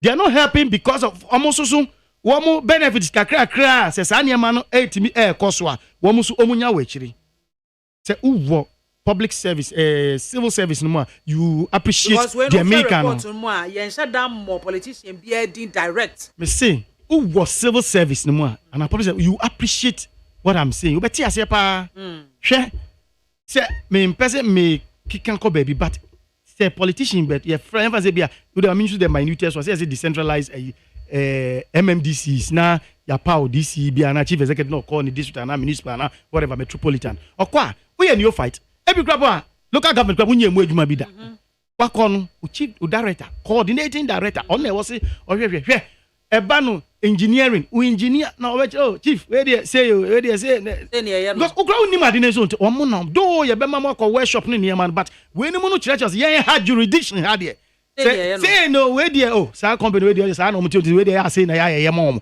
that sort of tino o mo no obi kan asem incredible because about chula onaji ono be chira say no betutu anamo no enti no ono no say interest be and the way they've sat in the system as e be omo tino ofu so ye chene ya chira o de anya ne de ye nyina ne ya chira afra ne bona udidi mu sa na odiko o say na de nete enti no oman na nkasa ye timu no se be ye yi a eni se tembia me so na me de say point ma me bia ma say me yes na we no so ehwem so sa na ade na enti na me ka say asem beto say ya mama yen ka yen fa national approach bi se si a ye kin na ka yen nyina ni abrese okay se omo the recommendation aba omo the constitution and mom kwai omo nyesa ade no audit service no now omo yes so omo the recommendations back on the recommendation omo aye pointing fingers at no we should all come together may who by partisan bia say yes where your mind sika where your mind japade yes say wo yes say sana recommendation na kai yes because I believe so what they have done is a thorough investigation and a recommendation urban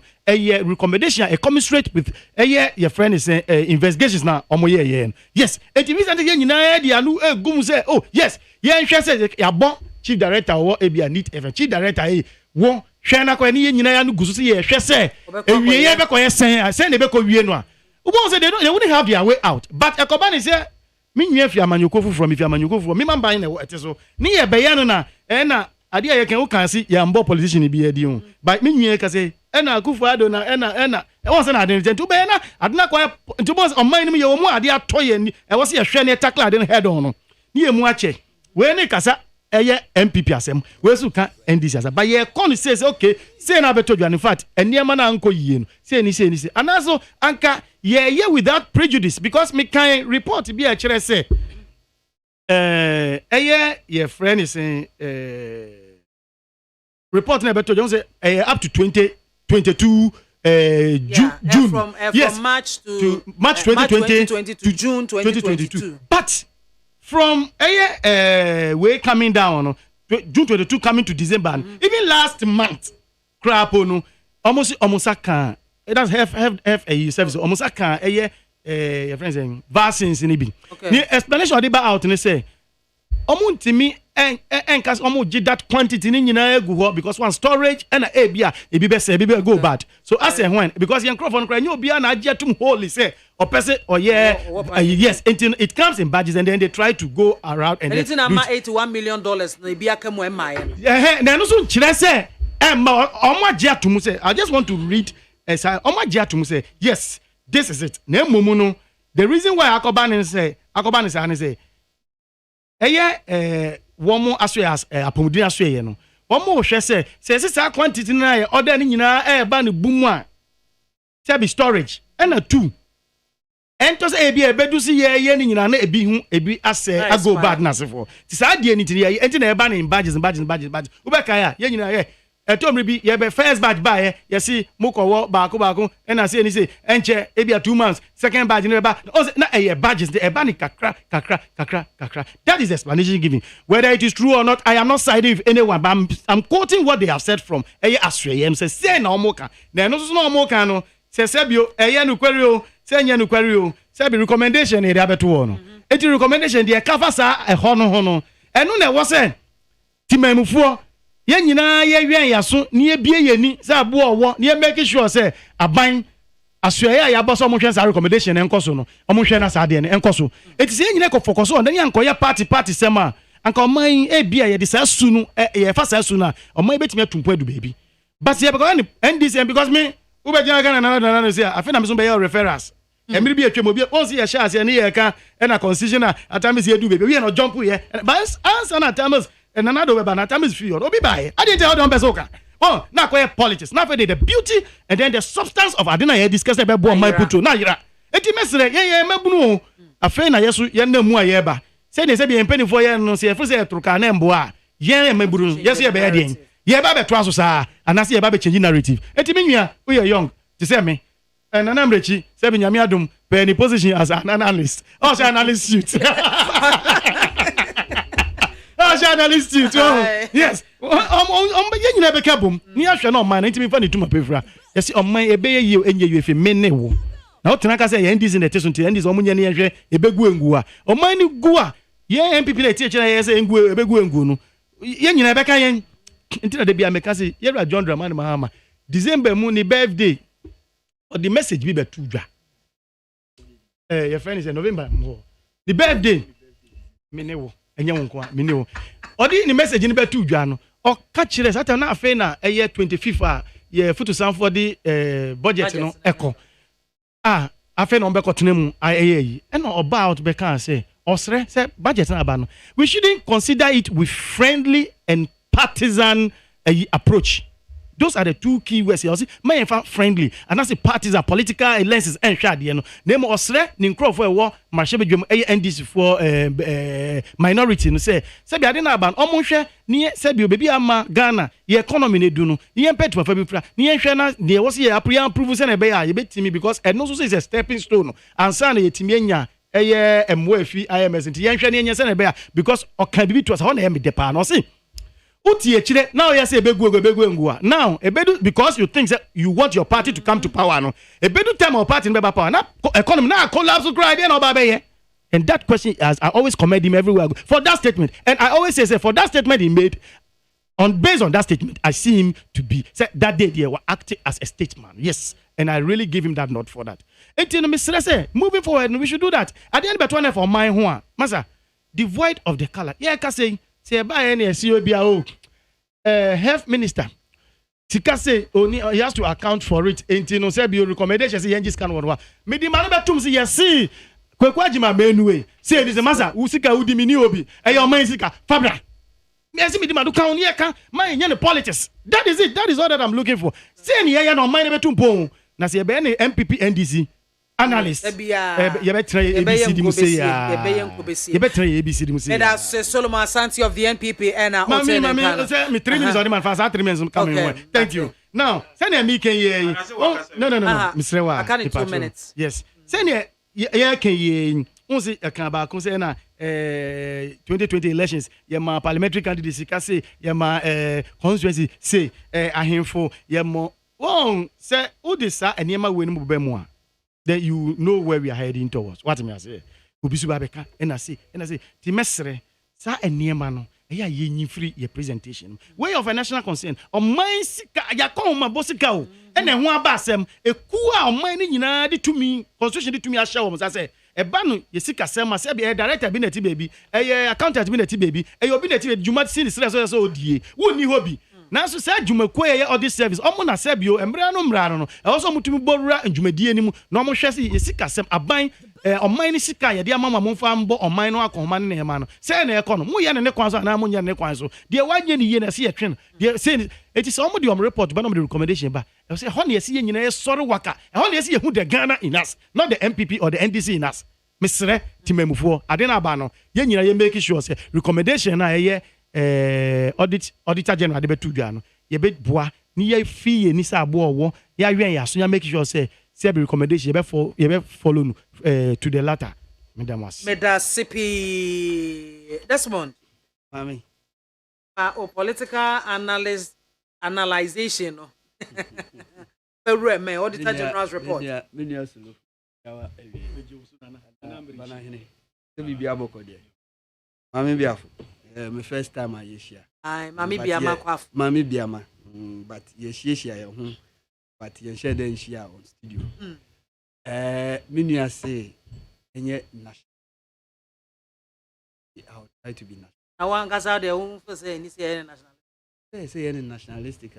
asɛm kadi twa ato yi na sɛ yɛtwɛn na recommendation na mode aba no etumi edi ho abubu ansa yakasa ati sɛ yankasa omunhu ɛyɛ ni abre cause ɛyɛ sika me ne wo sika na sɛbe yɛde akwakɔ hye baabi a omuntumi yɛ nkyekiremu a ɛsɛ yehu na yɛkoma tɔ yɛyam ɛnu nti na aba ne sɛ saa mmiri a yɛwɔ mu yɛbɛkasa ansa recommendation no krampo no de aba betubia na yankasa ne yɛni amre a recommendation bɛba out no na nneɛma bebree hɔ a yɛabɔ agu trust me auditor general's report a de bi eba out no omuma recommendation bisa ho say recommendation omuma wiade nesi ebeko parliament na public account committee so atena so omotena so a den recommendation na ye free mu ba 2 years ago ye nyina ye go krom ha ye beka kire say auditor general's report e kire say sika bi over 18 million Ghana cedis ayira meboa anye bia akosi sen enti se ya ma yani ambre na ya nsori wakati se de menua yi kan dia de bia ya be kasa saa na bibi papa bia anye den emfi mu ma but made assemble ko a mebisa ne say anye bia who is the spending officer of this country who sa sikasem yi a o ma hihye no ewo nkrata so a o mudi aba bontini nyina no who is the financier oka say medemensa sha senti munkona mko disbase who finance inti no ya aware say sika say na ode ne nsa sha se no ebetumi aboa yen ama empo nke yen ko IMF no ode ne nsa sha se ana. These are questions I am pese ye bisa na emma argument na say debate na ye no etumi konanim because see me no ka say you all know say we are demanding yes 3 billion per ade a survival as o mine because they say your account ni na correct into your 3 billion na ya back to yellow then we can go further to borrow. That is basically the reason why we are going to IMF. Obi ka just say IMF ye corner ye disike bi David efeni e ba be gi de mu odin pa enti se ye ankasa omamu ha ye wo sika bi sei na de bia meka say COVID is a blessing in disguise na sika bi sei etumi abo omamu ha and this is the way we were able to disburse it there. Then we are not having better managers, because if we have better managers they will manage the little that we have to extend say yeah moka the mini akase bana hene on amount of boy say akodidi ankran sem ebi o ha sika no po matua o vaccines na say ba no emai wana na eye na say dey say so di achi. Why are people quiet? Inti must it take the auditor general's report to come out and recommend they say munkoji sika na 2 years down the line ye hu so mfa so bia ya na sometimes bibi o honma so na sum na obetumi aba what born left right because he doesn't deserve to be there. What you say? Because de bia no ye hwe ema niama ko pasa ansa ya ba aba be ye dedi they say hwe ba bia ya ba bedu bisa hu in 2020 March COVID by 2 cases by ye started any ye be call lockdown in asifo ye call lockdown me can say that time minority in parliament demand say Minister of Finance COVID no be your account ni ehu said ye niam akofa okoje house dey ya che anwa mu 51 million Ghana cedis anamwa oil rise no mu che 3 places are here lockdown: Greater Accra, Greater Kumasi, and Greater Kaswa. And at the end of the day, no, bisa who say, and no the betu jano. They say she the efimaba. To extend say a whole minister who kwa top vaccines aba negotiations na akoye no kra no entwa yie. Eye krobi krampanka by this time we resigning. It is only in Ghana and Africa. Ena obi be koko din nsam money bia sabi entwa yie na obeba no ne asan abo na baso. It is only in Ghana. You don't see it anywhere. And when you know sika die basa when you know kosu wi a na wafrɛ me ne wo a yɛgyina wiem ato aba ma wo sɛ brana bɛ manage economy ni ma yɛ ne sɛ yɛsrɛ wo sɛ the economy ma yɛ din nti no title belt mu na me deɛ ma lose me deɛ ma minika ne kora rɔrɔ me nti sɛ wohwɛ ade we ya ayɛ bia yɛkɔ anase yɛba whether it is NDC, MPP, PNC, CPP, activists, analysts, whatever. Adiani nya enye. And said the report on the ababe tujano. Ebon. That means various ministries no directors na wo honom no. Say omu take decision omu take we are. Why no omu etenase e confining in them say these are the things we want to do. Is it right? Is it proper? And sometimes when you talk, Obibeka say, we are a politics. But the politician is the head of ministry. And is not the politician. The minister is a politician. You see the so-called directors, they are not supposed to declare their identity or whether they are politicians or not. But at the end of the day, we all know some of them where they belong to. And they say, we should be able to say it. I saw a figure and was like, hey, how can you just pay over 158,000 thereabout to management and staff of information ministry? What have they done? Are they frontline workers? No, are they frontline workers? Maybe they are using it for education. Which education? Press conference now. Press conferences now.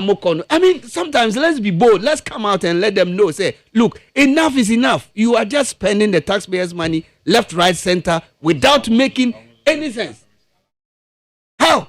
Frontline worker no share max no or baby isolation center na hina mutianaka. Omo free. And now who just says we?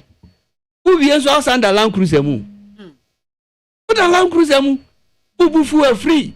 Or no na we risking na brabo eja na busian for hono. The allowance abono. Until sometimes when you see some of these figures in the daily graphic and in the news headline now, and they are worried because where we are heading to as a nation, if care is not taken, it will lead us to a ditch. Yen subai in playing our supervisory role as heads of departments or heads of agencies. Yen na yedisikana ma say mumfanye wenu. Ya said you see 2-1 more say they can't say mumfanye na mo dia ye and I say was see a train ya kopimbra a report to say beba. You see, that is where politics will come in because a ban notice wa appointed evaluation and monitoring minister. And I say, it's no more there. But as and if a minister is not there, there are people who are working. And so those people working under it, where are they? Are they really monitoring what they are supposed to monitor, or they are monitoring the money that will come into their pocket? Yes, because if they are monitoring what actually they are supposed to be doing, some of these things will not be happening. Because who checks them? And Auditor General cannot go around. I asked a simple question some time ago, say, Finance Minister will buy my short trend be, and it is ongoing. First, every government institution, every year, every quarter, or the statement, either say I have profit and I say I have loss. Ora keno foriata buy no, minta hubium. Ubeka osi oboni nyina tofa wako present ya ma parliament. Oboni tofa say how many times na keno foriata oko parliament. But sanka ya ma sa institutions yi omo declare omo statement of account every quarter. Na Ghana for aye in omo domo suko ehun say niema bi sei na akukọ koso so a ofu sanka ya betena sia na a whole year. Yeah, the figures we have about to. Yenti has said on myjoyonline.com. Information Ministry paid itself 151K as COVID-19 allowance for working during lockdown from the Auditor General. So, Ahanoba say during our review, we noted that senior management staff and other supporting staff of the Ministry of Information paid themselves a total amount of 151,500 cedis as COVID-19 risk allowance for coming to work during the lockdown. Lockdown, how many days was the lockdown? 21 days. 21 days. Oh, no, it was 3 weeks. It can first 2 weeks. Yes, in the other 1 week. Only 1 week count. And if for 3 weeks, you've been able to. What the infant said. And then Saka okay. Oh, say that anything. And Tibisa who say a damn potty and a omuye intia they demand such an amount. In any case, let's be truthful to ourselves. Press conferences in a nekosono. How many times in a week in a press conference in Nekoso? Is it day, morning, evening, or 3 times daily? How was it like? In the evening, crowd and fun say 3 times daily for 3 weeks. For 3 weeks, and you are telling me you spent 151,000 Ghana cedis. That is 1.1 billion, 1.5 billion. Old Ghana cedis. That's a lot of money. If I say Sika, we able to me I also make road near to know. Able to me I quite. But Obi Eddie Asheni bottom. Obi Eddie Akotu baby. The information ministry, no more frontline workers. I just you be so mo. Me no I just you be so mo. Me nim say Ghana ha. We are Juma of Ministry of Information. You are a frontline worker.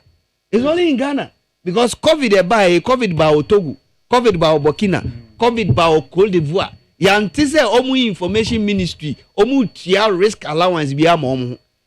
Doctors no crampona and omu war isolation centers no risk allowance ni tia mo. Even some of the health workers no cry no. They are still complaining. They still yes, we see their money. You see, so I think say ni nyina no me aka say me emfa nye politics na nationalistic, but hey, who are the heads of all these institutions? Does it mean say the information minister he was not aware say he can be say ako ministry wana? Does it mean say health minister no he was not aware say ye kwakoto vaccines na ye tia such an amount na yet the vaccines are not yet in? I mean, how? Na shebiribio. You see 250 million 258 million Ghana cedis went to local government and information ministry. 258 million for what? For COVID activities. Bibisa me who say COVID activities they be need local government then omo Veronica Bucket in COVID activity. And I say soap no omo is it a COVID activity? And I say education bempo ena local government during the COVID or during the lockdown. So this clearly tells you say sikano media minim say omu niye obi aniye either say obi amafo that dey sie omu twen say D-Day bi beba na omu start to spend this kano and now say they are just creating artificial issues we say omanima heading because omanima heading miniaba ebronya amafo dipa o enti say yeti ha ne kasa omanima heading a few people are having the cash. A few people are sitting on the cash. And it is about time. Yamo who say cash no moteso no. And your modia into your monson fiso. Now, you see every regional house of chief be 80,000 koi. Me am yen shushuma for Eastern region. Men can that out. I will do that. Now maybe say ayebia various palaces e war Eastern region no. E den na e ba ho a e ma sa 80,000 no. Ebi so ho because minim say ya Eastern region there so na say if every region is even giving 80,000 there then that's not even fair. But kunso ha say ya actually madwen kakra concerning the free water and we know the Community Water and Sanitation Agency has been asked to take immediate steps to assess an impending unvalidated payment of 14.7 million in COVID-19 expenditure. Government, and some non-governmental organizations and private water providers were paid 22,819,862.42 Ghana cedis to settle the cost of water for 2020 and 2021. 21. 22 but million. the Auditor General is raising questions about a 37,609,791.71 bill provided as cost of free water supplied by NGOs and private water operators. Meanwhile, they've already paid over 22 million cedis to them. And a balance of 14.789 left to settle the suppliers. Do you know what? No evidence. No actual water bills. I appreciate the figures, no. Mon try say mo betumi translating into our local dialect. You understand? because you see the reason why I'm saying this is that but figures no e una nipa bebre sa o. No, na say me memere wa bi a wo bought twi no kra wonte. Atoka the brofo. This is say no. Ya in such a way say million na wo ka say no. Say millions say ya. Indo a billion titi atwam. Aye. Nti say o ka pay a e say o ye no pay. And the ntimi fa nkotete die no. Na wan kana nkwa embe ne na me nananom nkrasefo na te ase say amanfogu krokasium amanfo krokasium eni edi sika eja omo ho because look sika ya ekan me ha mani a ebetumi kura kwa articulator we 40 feet abem yensemu oh yes no kra sometimes because these are huge sums of money and you see say yembi say who say sika ya see e pe FIMF say sika ya bubo say COVID-19 sika buy see they just 500,000 kan wa yenko IMF so ya we it just 500,000 epeka say sika enya hu a yenko IMF na ne ya me ya wo mu kura ne say show nipa na all manage sika na akọ ura baby a yehu baby sika na fefa no that same person is leading us to IMF na jinanchan na yenhwe say anyebia niema betumi asakra kakra wo se koniku unyina nchen medase nti denjidi ina wo say IMF sika ya wo koi umma mbese no anyhow share messages kakra mode aba on the text message and text line 050 3721744 Oga willing carrier no say I see the global economy experiencing a turnaround by mid-June this year. Already the world is suffering from war fatigue. The war in Ukraine must not survive the first quarter of 2023. Kudos to Nanado and his economic credentials for bringing the economy back. Hey! Greetings to Shelley MAAME Tiwa, Deputy CEO Minerals Commission, and Honorable Kweku Oforiesiama, Transport Minister. Our colonial masters were told that black man is capable of managing his own affairs. Unfortunately, black man has failed to manage his own affairs. Fighting corruption, economic growth, and ensuring economic discipline is not about the competency of NPP or NDC. It's all about renewal of a disciplined mindset, as well as seeking for the revolutionary leadership search.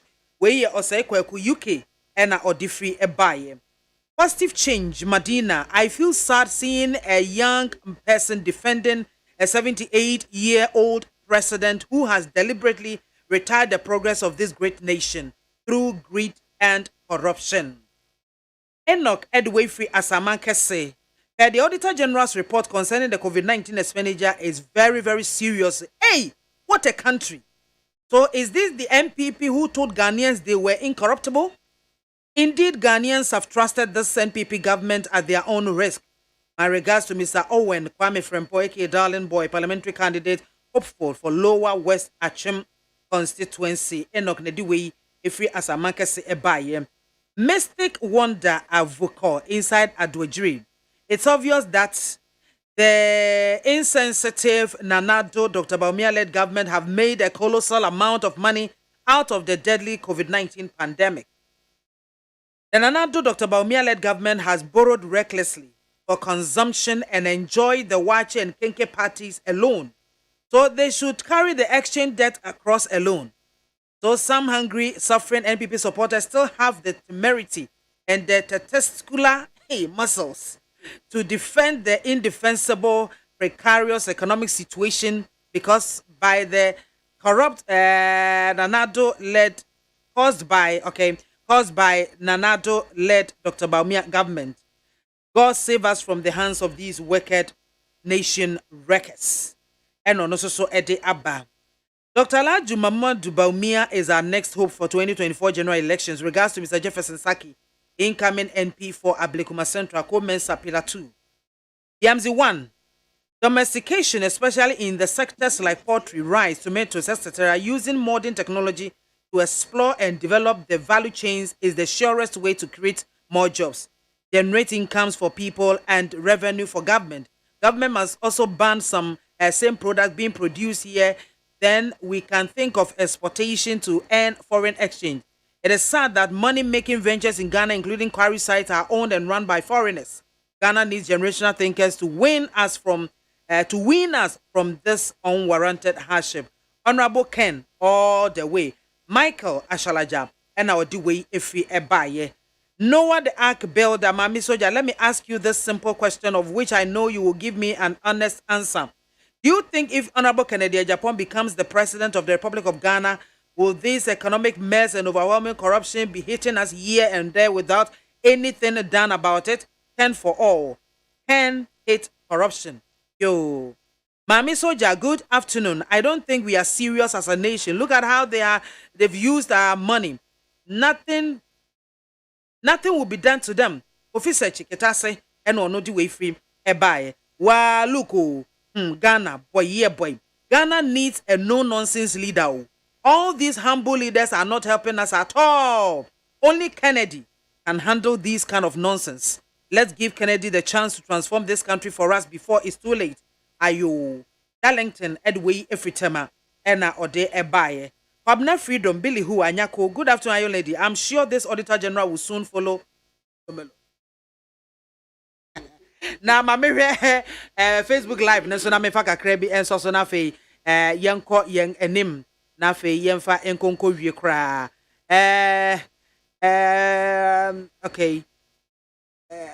okay yeah nana yadom and was saying NDC party has the chance of winning 2024 elections but not with President Mahama. The NDC need new face to attract floating voters. Failure to replace President Mahama will spell doom for NDC party in 2024. Ghanaians do not trust President Mahama. Oga Willie and Carrier, I see I think I've read that one already. Mokaila Jonas and was a regards to Honorable Ken. Okay, I think I've read that one too. ATM for no and so on more nafe. Yemra quick one. But Obi concerning the Auditor General's report and Obi will be before Eka Efa so that they will move on to the NDC's primaries and the CD. NDC primaries is huh? Mobono 500,000 a day. Opposition. Yes, carry now opposition umbenya. Huh? Opposition almost be presidential primaries umbenya 500,000. When you know up we be ata. Say me minya ina me team baby. Na waka say ko pre some man bianca me contest. Yeah, the money are contest. Me minya ina me team baby. Ti what you wuzu ubenya go and pay. Na me read news portal bi na mo national chairman say a due primaries are man for be ko bobisi na omo dey about primaries na ebe wi achi now hwehwe omo constituency now it is this time no do December on besan year election biom say parliamentary candidate say you to abani we no we ni primary na niam akra akoye dey so that's it mo hwehwe bi sikari aye bibi wo constituency no ne ade akra can bring it it when nyina they come with lofty promises. Oh me wo sika fi here ba. Oh me yese me munya to abane mani wi a abi na be ye ayi constituency for no asudi say come the copes kabane. The election there this time is expensive. So that's it. Say we need sika. I don't think now we will be also here resourceful. Which we mobilize not necessarily coming from you. Okay. But which we mobilize your friends and family no money and the associates. No more boawa. You know, which me aye enema kakra. And say oh be ye say yes, and obi a president dinner say na oba o person call primaries ni bi na na oba say obe win you so when we ni amode sika be ma no da bi obetimi biama mobilize sika na betua wo hwe me kai US election na beda kotua Barack Obama e busia na abako meba obusia na abako ba obeda ye sika kotua busia you mobilize anano no ba na munya ai crowdfunding na just say wo dey ai ai utimi de koto wonum na sa ai no manfo you know 10 CD 5 CD no money idea okay because you be call your primary school President Mahama e register through that me boy okay say obia ntua ahe you claim me 10 CDs me idea you mobilize over a million CDs that was the minimum for our congress so just here it is what you busu betimi aya you can start now mobilizing so crowdfunding na kufu ado me kai obepe president scratch card o call me ye bi man na amount for to scratch card no e use wa scan bi e call no ho ne ade and then our business cabros with time now for a Ghana for some and yasam. Now also mobilize ska. The election there and for the agro. This is wow. Then because party needs to be or they be mouse for your campaign. Okay. It's all the now bit to mobilize and now the be campaign am a party. Posters and t-shirts now one now by any na. First in the Solomon the omo abam. It's end ye to be more 2 billion candidates be a nothing and there. Akadi esi o mo party nipa aye pre akọ no me wan so bi battery wan so bi do bi oh papa ya odu abroad yi ono wan na papa be odu abroad wa sha ni ma na so papa ono odu amu a otwa abroad ye ha wan so mo planting for food na me pa me nka planting for food asem they say wan so o mo battery dey pre na me wan na wonti o mo chi maintain omo ku atwede so na se wan ko kuma se me kai Cape Coast last year Cape Coast no who come youth and women no me kai kuma se ya twede endis for Cape Coast here is omo youth and women elections about 3 billion Ghana cedi dey are planting for food. Let's move on National Cathedral controversies minority want Reverend Kusi Boateng to step aside pending probe. That's it. Oh, maybe say be omo party mo asem. No. Yeah, can audit service for you know. It can say ten be am that passionate about that thing say. Okay. On mine yeah dey hwa dey na wahwe on mine so isusu so e dey ba on mine. Yes. Me okay do omo asem na abeto dwa na wo ka dey. Na me so me hwe say what about the other political parties? What is going on? Tio me bon. Neba sika semo no se uye ne sa wia se ne okay e na obekopa bisia e na obekolo bi na okay sika ni bi wa okoji a e bia uye fu very sure say ade we uye no vini no matter where you are getting it from any the ties around it you go for it now benye wia you need to repay some of these money you need to repay you know the price of better than what you are go fan wahin that is when one hwe ni yi na bia na de ya o mind de ano now do say ba betum what me say so yen hwe na nyu ni say enye this vonkwa problem it's a problem your mind no your man yourself no a problem what me say because by the end of the day to go down into a national conference what is the bad so we should look at it holistically me enye this for problem kra on mind na yes yen be man yourself no say any monetize this system no too much that is where we should look at ubeko share the monies that you be paying and then how because ebiana odi candidate ba ko echi no see where we this can work up because himself ba ko bi di owo enti ni aka ne dey bi ento uni anu akope once na yes e come on fine but you by the end of the day no so what now you see what I'm talking about thank you see what I'm talking about enti no obeka is an emo say e ko ba ni say the candidate baby ya and go just obeka say we this can akoda now me see say e ko ba ni sa wherever ni pa no say nya ni bottom ska na also okobo bisia solicit here and there na ni saka no ba sebi say nya paying back poor e bia the source no koji ade no also ye sebi yes ye Ghana for oya obeda was enya sa enti no waji ade na wie na wonya say company bia na say bia and as crab wo aba as wabe whatever position you were looking for MP or whatever no abana no so the proposal bi ba ubehwe ne nima ka che ne say we die mintimi enva wo mra baby ote no no bo am anya ono na mo anka wonti wo se na de nti e wo se na ndom ye ka we ni nyina ne ye ka say sika no mo gi am de kwahi wo mo nam corporate to me amanyofo ye corporate to me sika ne gi di share bottom ene ye bushafo na di ana hifa na fa hina nem na press yen say wa me ukakasa wi ese ne kra ukakasa kra ese ne kra ne say wa be kasa do kra the nicest of ideas onim say we dey the position in manner obetimi aye adwuma no ye bisa say ne kra and they say enti eye timamfo one me ye na system no send ye and because they go round sir. That is it. You ready to say Zuba? Adi amike. Afa kra na ubenya new set of delegates. Omo so the older delegates say no mo ye no so oba be enjoy. The time ba na ka say be stop company da. Also I do this oba be di Ghana. Say ya. You see menu akasa fantastic. But it's because Omo figures him out. He has every reason to speak the way he speaks. I don't many problem. Definitely. Yeah, I'm there about. Me GDA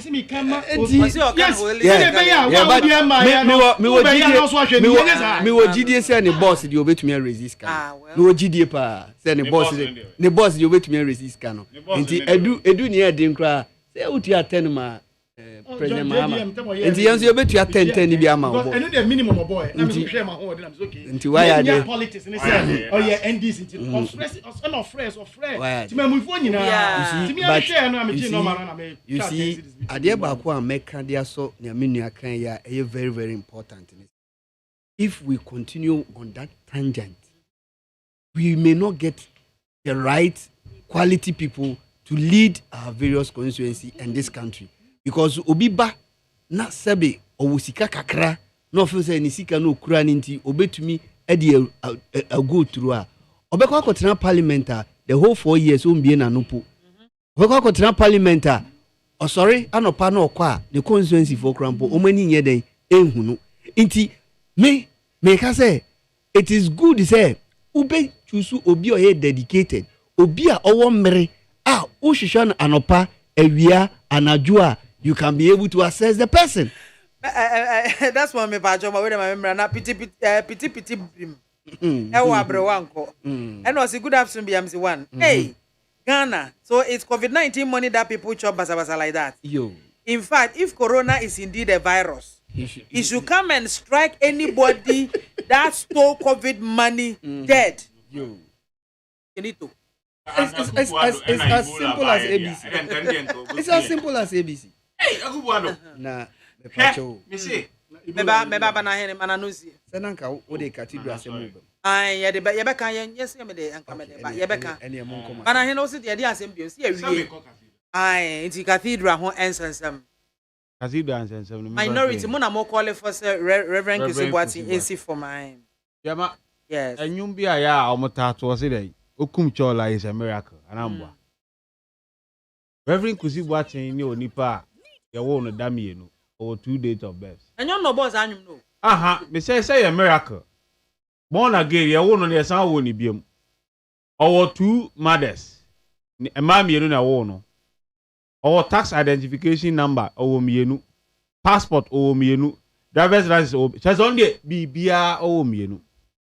Na ye kan na MPP for na kokotu constitution ayi Supreme Court ruling bi say o ho kwan say wo fa edin mienu be Supreme Court anka say e was so use edin mienu the same time at the federal government document so that say BIAMAH wo fi eni e fro say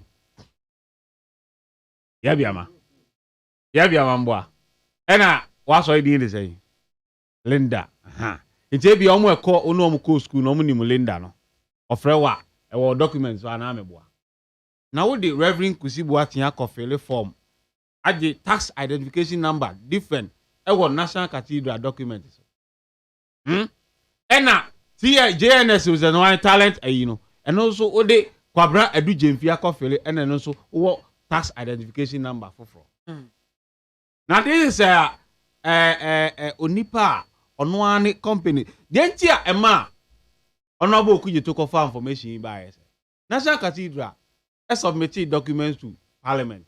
Sika o must spend it.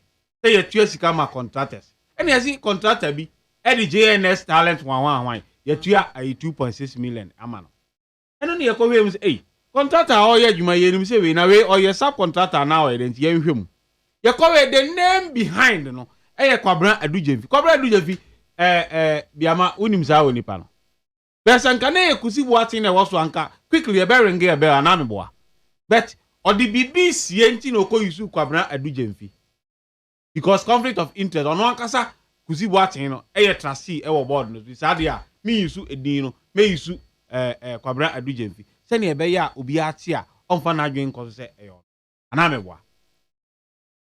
unye bibia ma aban o se wabo aban besia 2.6 million ene yetua ma me say that talent ayi JNS omudwumadi omudia brabo omubo okromu ase omu wo crèche ketewa bi wo do wenya kete school kwaya totofi wa we dwuma omudi no omatimanya 2.6 million wabra omunya financial institution e de abo aban besia yetua sika na mom 2.6 ya sent to 3.5 million among say adwuma ban e no mudi meanwhile ya kowe on account one million bank statement by BIAMAH omusika omudi bi on account ni company ni shares ni ade na 500 cedis e dey no mutimi raise 2.6 million dey bo aban besia ni esi dey kwa kodan sraj no why dey o ma ye hwehwem zinga papa no ontwe ne hu nsi nchen obi a wo dia wo bibia ye mienu twe hu nsi nchen ne enye dey investigation BIAMAH uhwe national cathedral ya Oma register as private company. No tina trustees ni din e woso no. So just here. Now so ya tam Oma sika 339 million cedis. Ene di ahyem. Architect oye drawing keke. Ya 113 million Ghana cedis. Na BIAMAH se Ghana. Eye Akufo-Addo dia anko best spend this escala. Trustees ni say amko e no committee president no si da bi ono de one architect. Eti utie eye osofopon that he would most resignation letter any reasons you dey buy any say ye catch them say pending there mu de mu ni hu asem it is bibia aban na tua ne diet the trustee for the sim papa nyi omu si wokwa amanya hwe ye tua ka ni abebo mamane nti ye tam 130 million na de tua architect for one drawing BIAMAH ye see afro bi ayi Nehemiah Group CEO of America. I don't know about my year fundraising.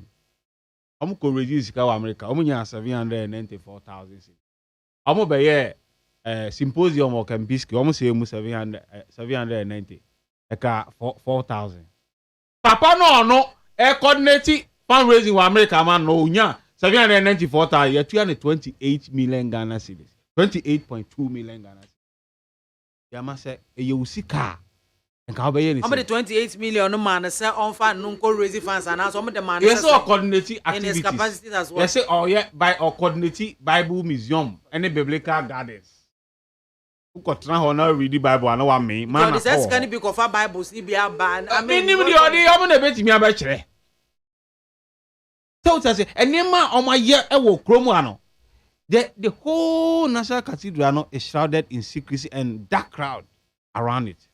BIAMAH be Bible Psalm 51 ne read ma atiefo entie mame esa say Nana Akufo-Addo esumu a eni moje e wo mo nsa mo di si cathedral yi David eye bi ma Nyankopon ka kire ne say Psalm 51 tatama wo sere Boniface wo Nyankopon ho no Nyankopon say me dia chaw nanso esa de waye moja wo nsa nti cathedral no wani behu drums behu bia be me ma wonsi Obana me dey. Me man abesi. Kind Psalm 51 no mama. Have mercy upon me, oh God. According to thy loving kindness. Yes, you are. Kind my tear for according unto the multitude of thy tender mercies, blot out my transgression. Wash me thoroughly from my iniquity. Cleanse me from my sin. For I acknowledge my transgressions and my sin is ever before you. Against thee only have I sinned, done this evil in thy sight. Yes. That thou mightest be justified when thou speakest, and be clear when thou judgest. That's right. Behold, I was sharpened in iniquity, and in sin did my mother conceive me. Behold, thou desirest truth in the inward parts, and in the hidden part thou shalt make me to know wisdom. Amen. David no. In fact, Nyankopon Bible mu onu ni nipa will describe and say oyo nipa after my heart. Dana koma so. David ye boni bebre okwa kun okun krofo o empratry oni ma 1000. Otwi bia kama. Be ni nyina Nyankopon de che. Be boni ba ko a David di ya Nyankopon say no nti me ma unsi ma sorry dan. Ene say okofa ne yonko yire ba ko. Esa kun no o se nti moja no e wo wonsa no me ma unsi.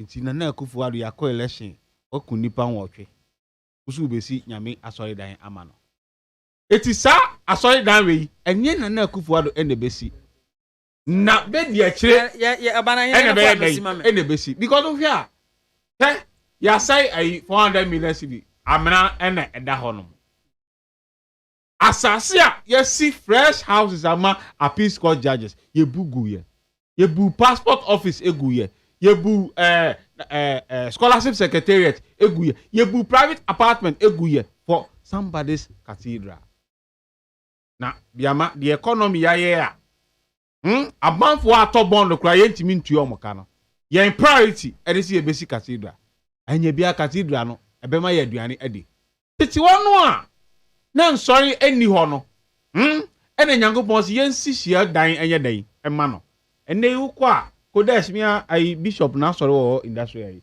wasi ni cathedral na meboa danka Williams asini de aginasari asini de anakazo kokku apemu a eye ba bi kesi a chese obi akwa obetimi asom nyankopon wo ho no de ene e de national cathedral eye biem Akufo-Addo no se sofo no person odi a onye amampanyiri no nkodi sofo afri Israel e de abeto fom ana yen na for so eti no e was Ghana for ye de yenka ye humom ni yenka se Akufo-Addo amamu a wode baaye no ya mama de da bia meka me say Nyahota Macro in 2016 was say Ghanaians will learn a bitter lesson when Akufo-Addo becomes president. And then you come you. Kofi comes in the Okan. Or say I cannot sleep under Akufo-Addo's presidency. Biamana na jumani gusu sa na de chen ye.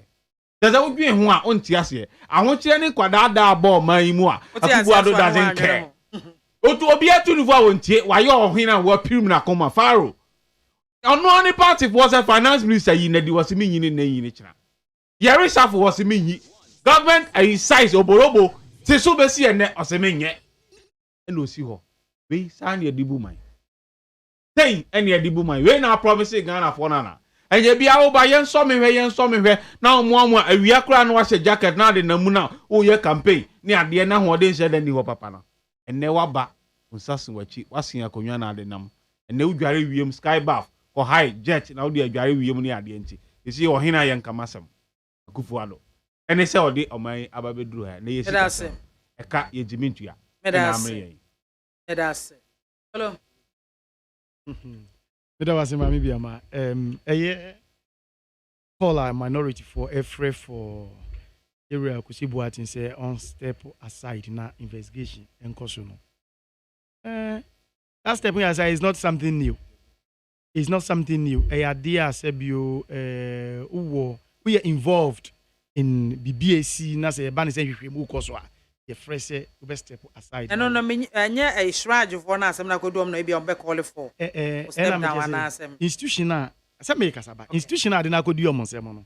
Omo wo omo code of ethics. E kwan omo fa so de omo ndwuma. What me say? Enti no wo mo na se omo nyantra ayi ni so yes. Omo tena so a and I say one fra. They will know how to go, but it's like one say Ghana as it is, you know. Assembly by one say you can say I'm rich can be say oh assembly say the measure say nationalistic yes it's good. Na emumu no why nye wan ka na o ka ko sisen. I dey recommendation say chief director. O ka ko o person politicizing ecosystem. That is what we were calling for. In fact, answer no but now we were many discuss about constitutional review and that is it. Say Ukraine right.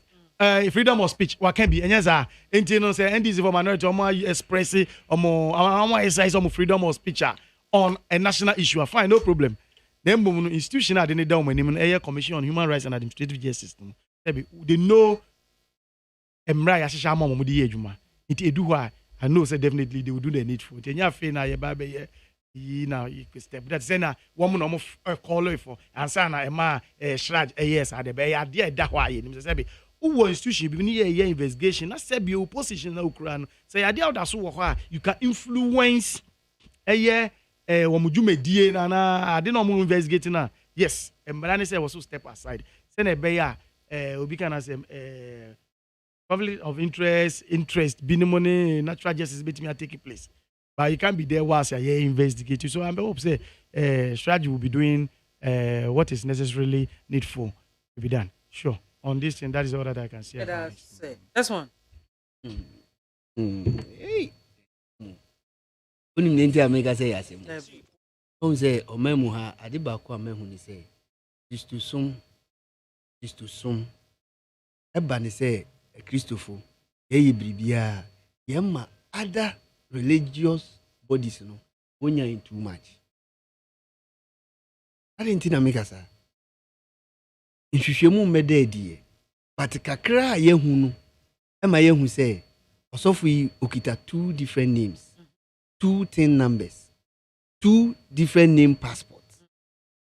Nkame hu no ohini mpo wo ma wo title na udin ti say me amete e wo bodesmo no me just all right me do adults wa ye be frame nananto amrichi but means say me tin number means say me passport. I will just write a letter to that effect say, oh, this is my name, this is my chieftaincy title. Inti say impo oyo sofo ni bia no de say din we ya reverend ni beka ho no na was titi. Then you still maintain your tin number na ye baako and I say oh passport na ye baako. And then we are reverend can't you get a diplomatic passport? Oh. So then butai na we chinti a otumi yes anema we nyina ababe daddy e ma se ufa baby a Christopher even po we senior. Look at the way one mocky a Christopher. If you say other religion we filmer what to me you su Christo din the mock sir. Enti yembi say what have we done wrong to become a Christian? Is it wrong for someone to become a Christian?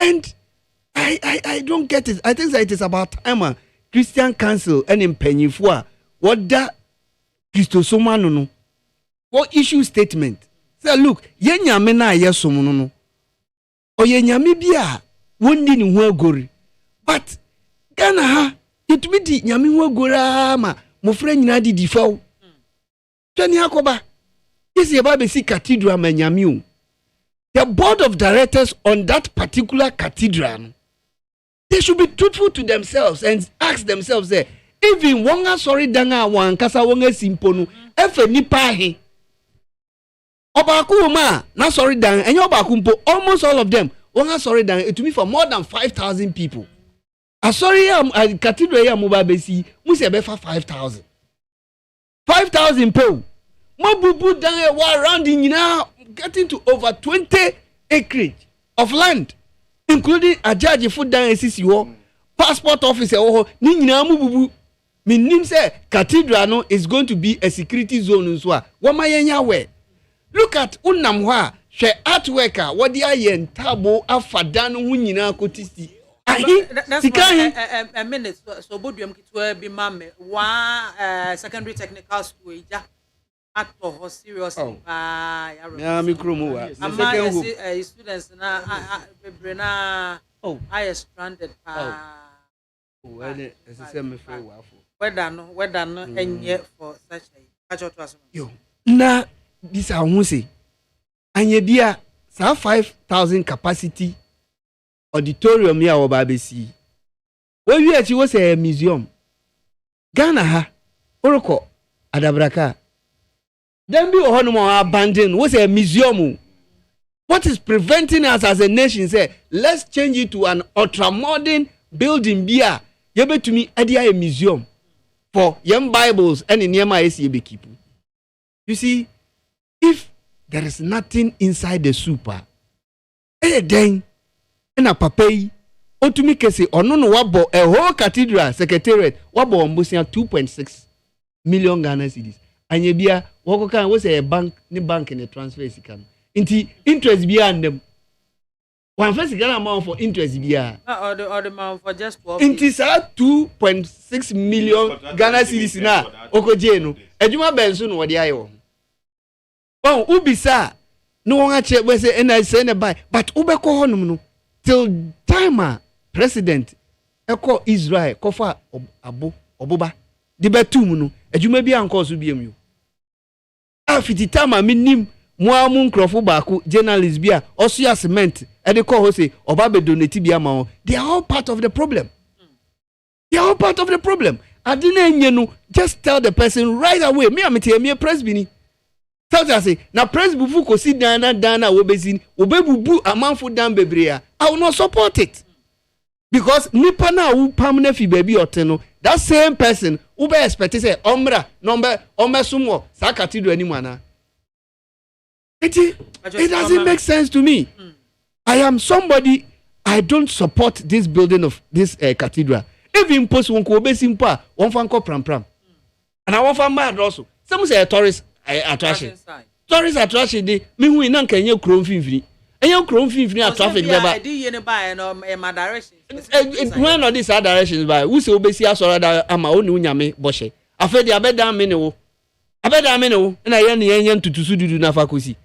Eda sipi. Oniema who say wadu so ya ne who keshiri na ha o. Eno so ase kire den. That's much mesinto and what and can afa last leg aye babekono 40 students arrested for vandalism at Krobia Sante Technical and Vocational School. But obia the obeka now they are wrapping up amame. The obeka now they are wrapping up afi. They are sorry to cry. Na we no ame ensha se emfre asante uhonomo and amesha se edi. O boss kakra bia within 2-3 minutes I say witimi wie mame. That's generally obia be can say enye ade papa because ye nyina ye kasetia even omo university mo crap na say I see university for ye Legon ye omo your friend say vandals yes continuing students ye mo emba na omo so omo saba so omo male continuing students omo so ye mo emba na omo compare hostess ye relocate to omo na se for no omo all students are alumni all students association of the vandals cry tiesimu ye hu kasani say then omo no mo wechi omo pass through the school ewie o so nti ase hwe any situation is no we no ono na we wie no e na ade na ka no say omo results anye papa ono no wo mu na afa na obehwe ne de obesu ni oni ni nyame ahwe de ebesia ono si de bi onti ase say de otwa mu no ne de anye papa no ni ma braba de otwa mu boy enti ano are no just say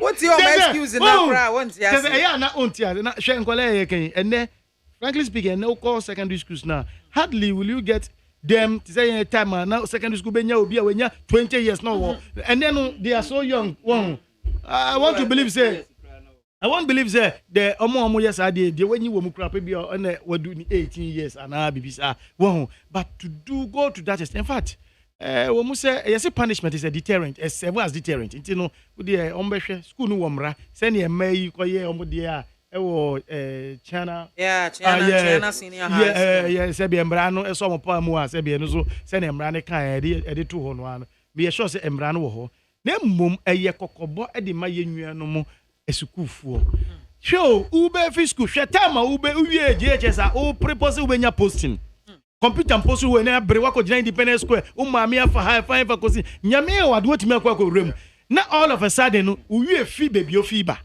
na enkwasi asem bia excuse my language na peer pressure na mumi enko yesem na udu hu agimu hwe emai chana de eba yeye afa na ebi ni kase na mi wo fa na hwe mi o tama ugina ho de u twa omampeni adapada pa se bi mpeni for krapo no se bi ontimi NBA na no enka sansem no na uwie fi so wo fa na hwe after there are two ways here. I mean, look at this. Enti na media me force say enkwala na say abaso banema me japa. No. Ba ko na e kan fa enkwala ho no. Akwada so opade kokwa hu na. E de dam na mahahan. Yo ba ko bi e wo baby a you say enkwala no say wo say if you spare the road you spoil the child. Well, that's sort of your friends say Jimmy Sembata abofra ko ma ho. Thank you. Yes, thank you. Enu na me hwehwe. Me da wase ma me biama.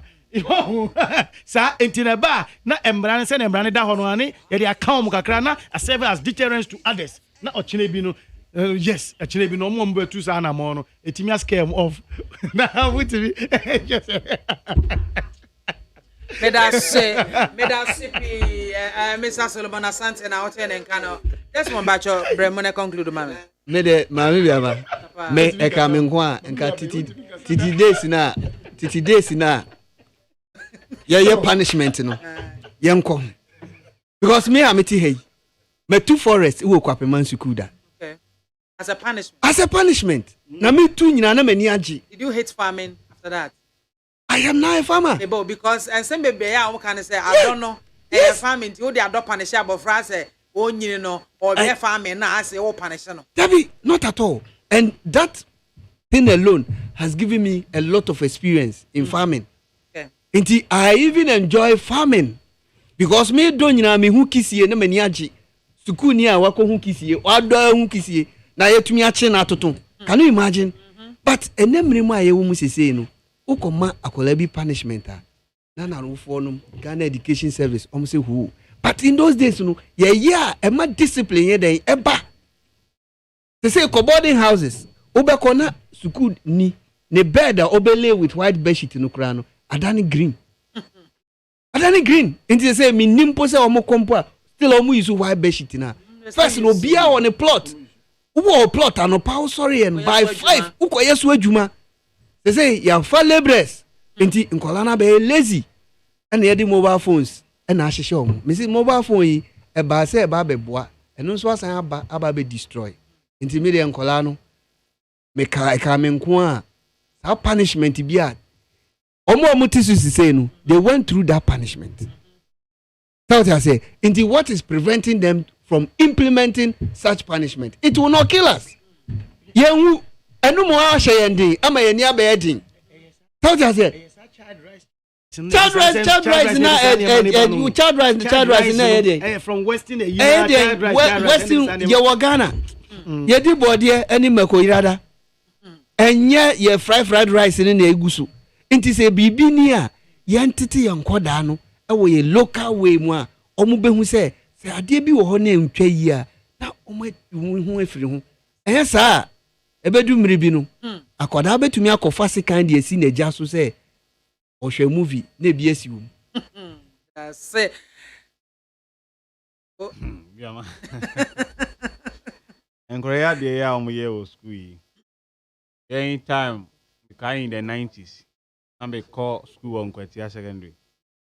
Na yenso ye headmaster bi wanyane ba bi ko ye fe no hene da ko. BIAMAH that time na papa ni mu ye dru oswa na wo bushi he. Ye no oba de a. Oba, o te say dan no. You like back. Say keep. And I yenso so yen SS third batch. Na ye seniors no mudi anim no mienu no. Aha, 95. Ye seniors ye di anim no so kwatwere na anko ye. And a school boy who say ah eh ohini da ko na ma kware yam pass ni trimi no gisi otwa. Hey! Ampa ye konkwati ahini ho ko ball na mane o si on headmaster. Na onye de on kwali timi say yen kwatwere exams ni biem kura. Ah, now the children are more than 2 exams. Say, Saturday, no, you need to believe. Emma, but I need to headmaster, Papa, you soon ya. Say, oh, my young man, through I mean, no, near the American, Miss Samba, I can't inquire on the And there's a metron and a mama pass here. So, you was to know young stories, if you see Miss One be. I met my friends, Lady High Hill. Oh, those time now, stories, you know, if you are one of the idea. Perhaps won't out of it. Yes, what's one man, Lady High Hill about? What is a movie? You seniors now passive if we say, young Cossa, young propaganda near Jatumuni. So, it's the only young Caramunia, Beja. But now, I was here punishment authorities, you know, Ebehe. Na say enema o ma say no ma wo fo ebe mo matua ne ade because aban say no say head of state be free ama wo fro so be sra ye kra bi e kra de be ma no ye ko bo besia oni sika e di aban ni sika o de be ko siesie sa ne ma this almost send ya ma wo fo enye den entua me kai ye time secondary school hwe nipa da sani ye say aduane a ye de ma ye no enye wo aduane a de ma ne enya na o ma koyi latrin akodi akogu abura ya hata so or said and headmaster said bring me tungu and one am the be feeding. That's all. Me so kwa dokunya is a tungu. Udin ya no ka e compose e auto kodari. Me wa gba be anu akotu agwa. So eti o ya kwara nyansa bia ni utrum. So just say. Je kwara ya omunya. Ni na ba wiase ya na be hu say o we nyina na say. Ehun na me di kan ye be wie school. O da sani di chalk etu nsuo mu don no. No the akotro a dining buildings no. Okro kwako usuba na hina no alias na so. Alias so.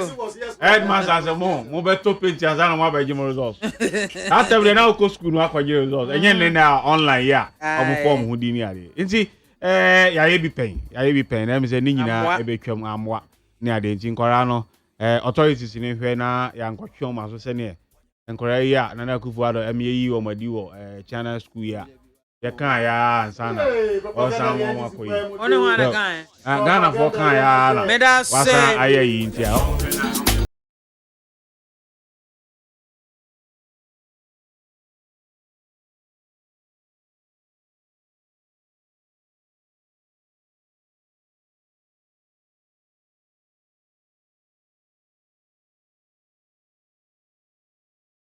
your phone lines na etumo mama na mo nso mo de contributions aba aseda kase ankoma Solomon Asante of the MPP Kwako Usuba na of the NDC and Desmond Chumesinto political analyst na OTC no mo ekabo mo ebo enkomo no afi ye telephone lines no eso hello good afternoon oh atiatwo mo hello Yama good afternoon Mrs. Papa B na ti say nyame ado number Jones we Yakupa do me ho de say jata brumu no me din e de Collins am kasa free amamole ubetimi afre me tabro yengo mami chia Dr. Ham oba PC e wo Trobo constituency ene mo kasa papa na ade ba ko ye Ghana fo wanwa biama ene si ye man panyi na kufa do ye besre no papa se hwe ahotire na do so ukwa pro e pagana fo chew se ye so hwe won fakati dra ka huda ene ubotom se kana wudi si e ka me Collins ne wo biama ne Ghana fo e fa omanu tumu Ghana fo se ye pekati dra wo tom na abai wedie ne su the see you Fourth Republic abanya o titi ya wo maya yetimu ene o so Medasipi hello good afternoon Masakra Munkala yanko mame shendi sinino se no buy okom what is so over $20 million what you akosi NDC national headquarters Mumbai country baby am first can free Mumbai country Ghana for what's a philanthropist basically na philanthropist or samayo or they will be nim na ye be see cathedral dia bo man ye no dia munti bida BIAMAH I'm sure book in the Japan. Yeah, the answer is on a book in the Japan. Also on the Tiswa, BIAMAH trust me. I don't know who follow mano. And no quantity me teacher mouth. Media, the me person me cry capture Ghana for the say. And this is for what 2 or 1 way see Mahama so. And because of that 500,000 Ghana cedis. BIAMAH one a conference cano or why they was a scano indirectly. No more catcher and say Mama na no person body ne baba to a large extent no Ghana for Medasipi hello good afternoon mami awon fe BIAMAH pafo yay ipacho orobo kwasi buati ni o kantamando orobo yanko na mi shira papa energy papa oye ipacho we the second say why wadawroma me say me papa buati ajako former energy minister ono na 2024 MPP din ba life papa you bonim die na du to Allahu Akbar duwa e bele who is who but you make can say that the NDC form ya sun ko disa ana de bi o man fani sikatiza o fani sikatiza mfa cho agugu adu no wu o dikatiza na ko sha asama adu na NDC for gi wo mai mo papa to education ya baba ta enye America ani de bae ade bia papa bia o Ghana mo bia NDC say o na de ba NDC adai abeti no man fani ama o hawo na bebrese am ye huma man ye de sumu san fi nan Medasipi hello good afternoon William Rajo dini baby afrefi me did of Fake me kasa free new press station over yetio yo mama Mr. Jefferson Kwamna Seki Tiano no Abrikuma oba wa Abrikuma Central na Mr. Lamti ono so kunkom ono so ba Madina na me boss ono bu Moses Abo ono so ba e wa yawa so Minyaba Ebia me kaka se ye ka party omunye serious for Ghana NDC ka ho Ojo ma tra fiensia o ma tra radio so a omunti men ka dia ba ko a ebe se yenkura se o former president Mahama na se NDC forte munti asemwe ana bo se we na me hyemo na me ba me yese yamam omuni bi ka o eno ani wadi sika wadi sika ana me ka se mo mo si wadi sika okay but former president Mahama on the wanya djuma magana o why former watifi a wanya djuma mama no eso bo so me bia na nado etimi tia ne ka 350 million yamu mutata djuma be no ye former president Mahama no Meda CP hello good afternoon. Good afternoon. Eba Jodini baby afrefi. Mr. Jawe akafia phobia ni kantamanto. Phobia etio. Amintia honorable Bwacheja Akun. Amintia education minister Dr. Oseya Waditum. Papa bia obi amitia. Mame. Ye best NDC for. So mo wa omodi enka o ma. Ene pavre for amamfo bi so akodi o betra radio so a. Na omo de ai apicite MPP no he. Mame papa ba ya de nyina ti o magana ku nsu kanea. Oya kwan oya aso tep na mame so fa pokwase kwan so ahe e kwan papa yi ofa nuwa beria ekwa ene double road tema wo so wonya hwe ene hospital ene esi bula hospital agenda 111 do mama ekwetina be did improve ani ne person ni tente no na mo tie na ya be to aba ani ama NDC ama ya sa ko dum so mo kantoma de nya la tinya aduma e bi sida na me se mo pe cathedral de se bi abosomfo na mpe pata abosomfo kwa no Meda CP hello good afternoon. Good afternoon. Hello. Pacho dini baby afrefi. Pacho ye fami ya manza o me ka se connection. Yo yenko. Yo mami mpacho me di nyanko po shira mo pa mo bu adwuma pa. Pacho president bi ni wa ba bi president of Ghana ha. Wa ti ma mo 46 ku ado da. So bra ye pre oni ma ye to di ma ko school. Obra ye bre ni na chinke ko tue be 70 million. 10 million. Anka ni e ba ko school. And president di dia bus free. And this is what someone here said. Cynthia, I'm gonna divide. And this is Mama ya Mama di Omayeso and via Abianunso and via Abianunso. I go for the cathedral. Oh, the Fatima Duana. Then Tobe no Mama ya Sonka. Only put that now. I won't even make you Omayeso be able to bye bye. Yada say Nyame Onshaw. Hello, good afternoon. Yeah, man. Papa, udini baby afrefi. Udi abewa na was can fi dance man. Yo mbajo etio. Menyo fi dikese na minche mi ra otibunsu. Papa no open konya papa dia na se yira otibunsu. Biama. Bi papa bi ni obekoso o my Ghana mu NDC mbe support da. No mo so fa bi papa bi ama se ade se ni epese ba ye beye. Mi ju ko men se o my Ghana ya me ni na ho. Let's go for NDC Saba Power. You bet you papa. O paying to the Kuku football, castle of Bob, health insurance. NDC focus saying ye. O paying to the Kuku castle, oh, see, Jubilee House, oh my Ghana. Oh, to money still, and that not Kuku for the castle of education. Almost you any year, and they see cathedral, most I can want them. NDC at that. Oh my God, we are now, and I was coming to us. Meda Sipi, I was your for honey, and cost Nina, Yademo, EBC. Asadaka Siankoma production ku Jordan Adumak Jerry Osaju my friend ma bankro na ya osafo Wadaroma no boabo ansemi nyina no edema me eka misi afidie yachi ese memra na memedi dwumadi ho echia me Asadaka Siankoma omo pa na nyame ya aduma ya ka tiefo se Mark Jerry na yire no April bosome na ye oforisio bosome na de so aduonu emienu ewa fimo na yebepe ne krabe ewa santi achim kono ngo hwa Asadaka sianko mo bibia onya bre etie yen me sorry so la Michael eba beji adwa na waji entata de akofie midin ede MAAME BIAMAH AKWAFO chenya me ya domo a me na mbesan hia makramo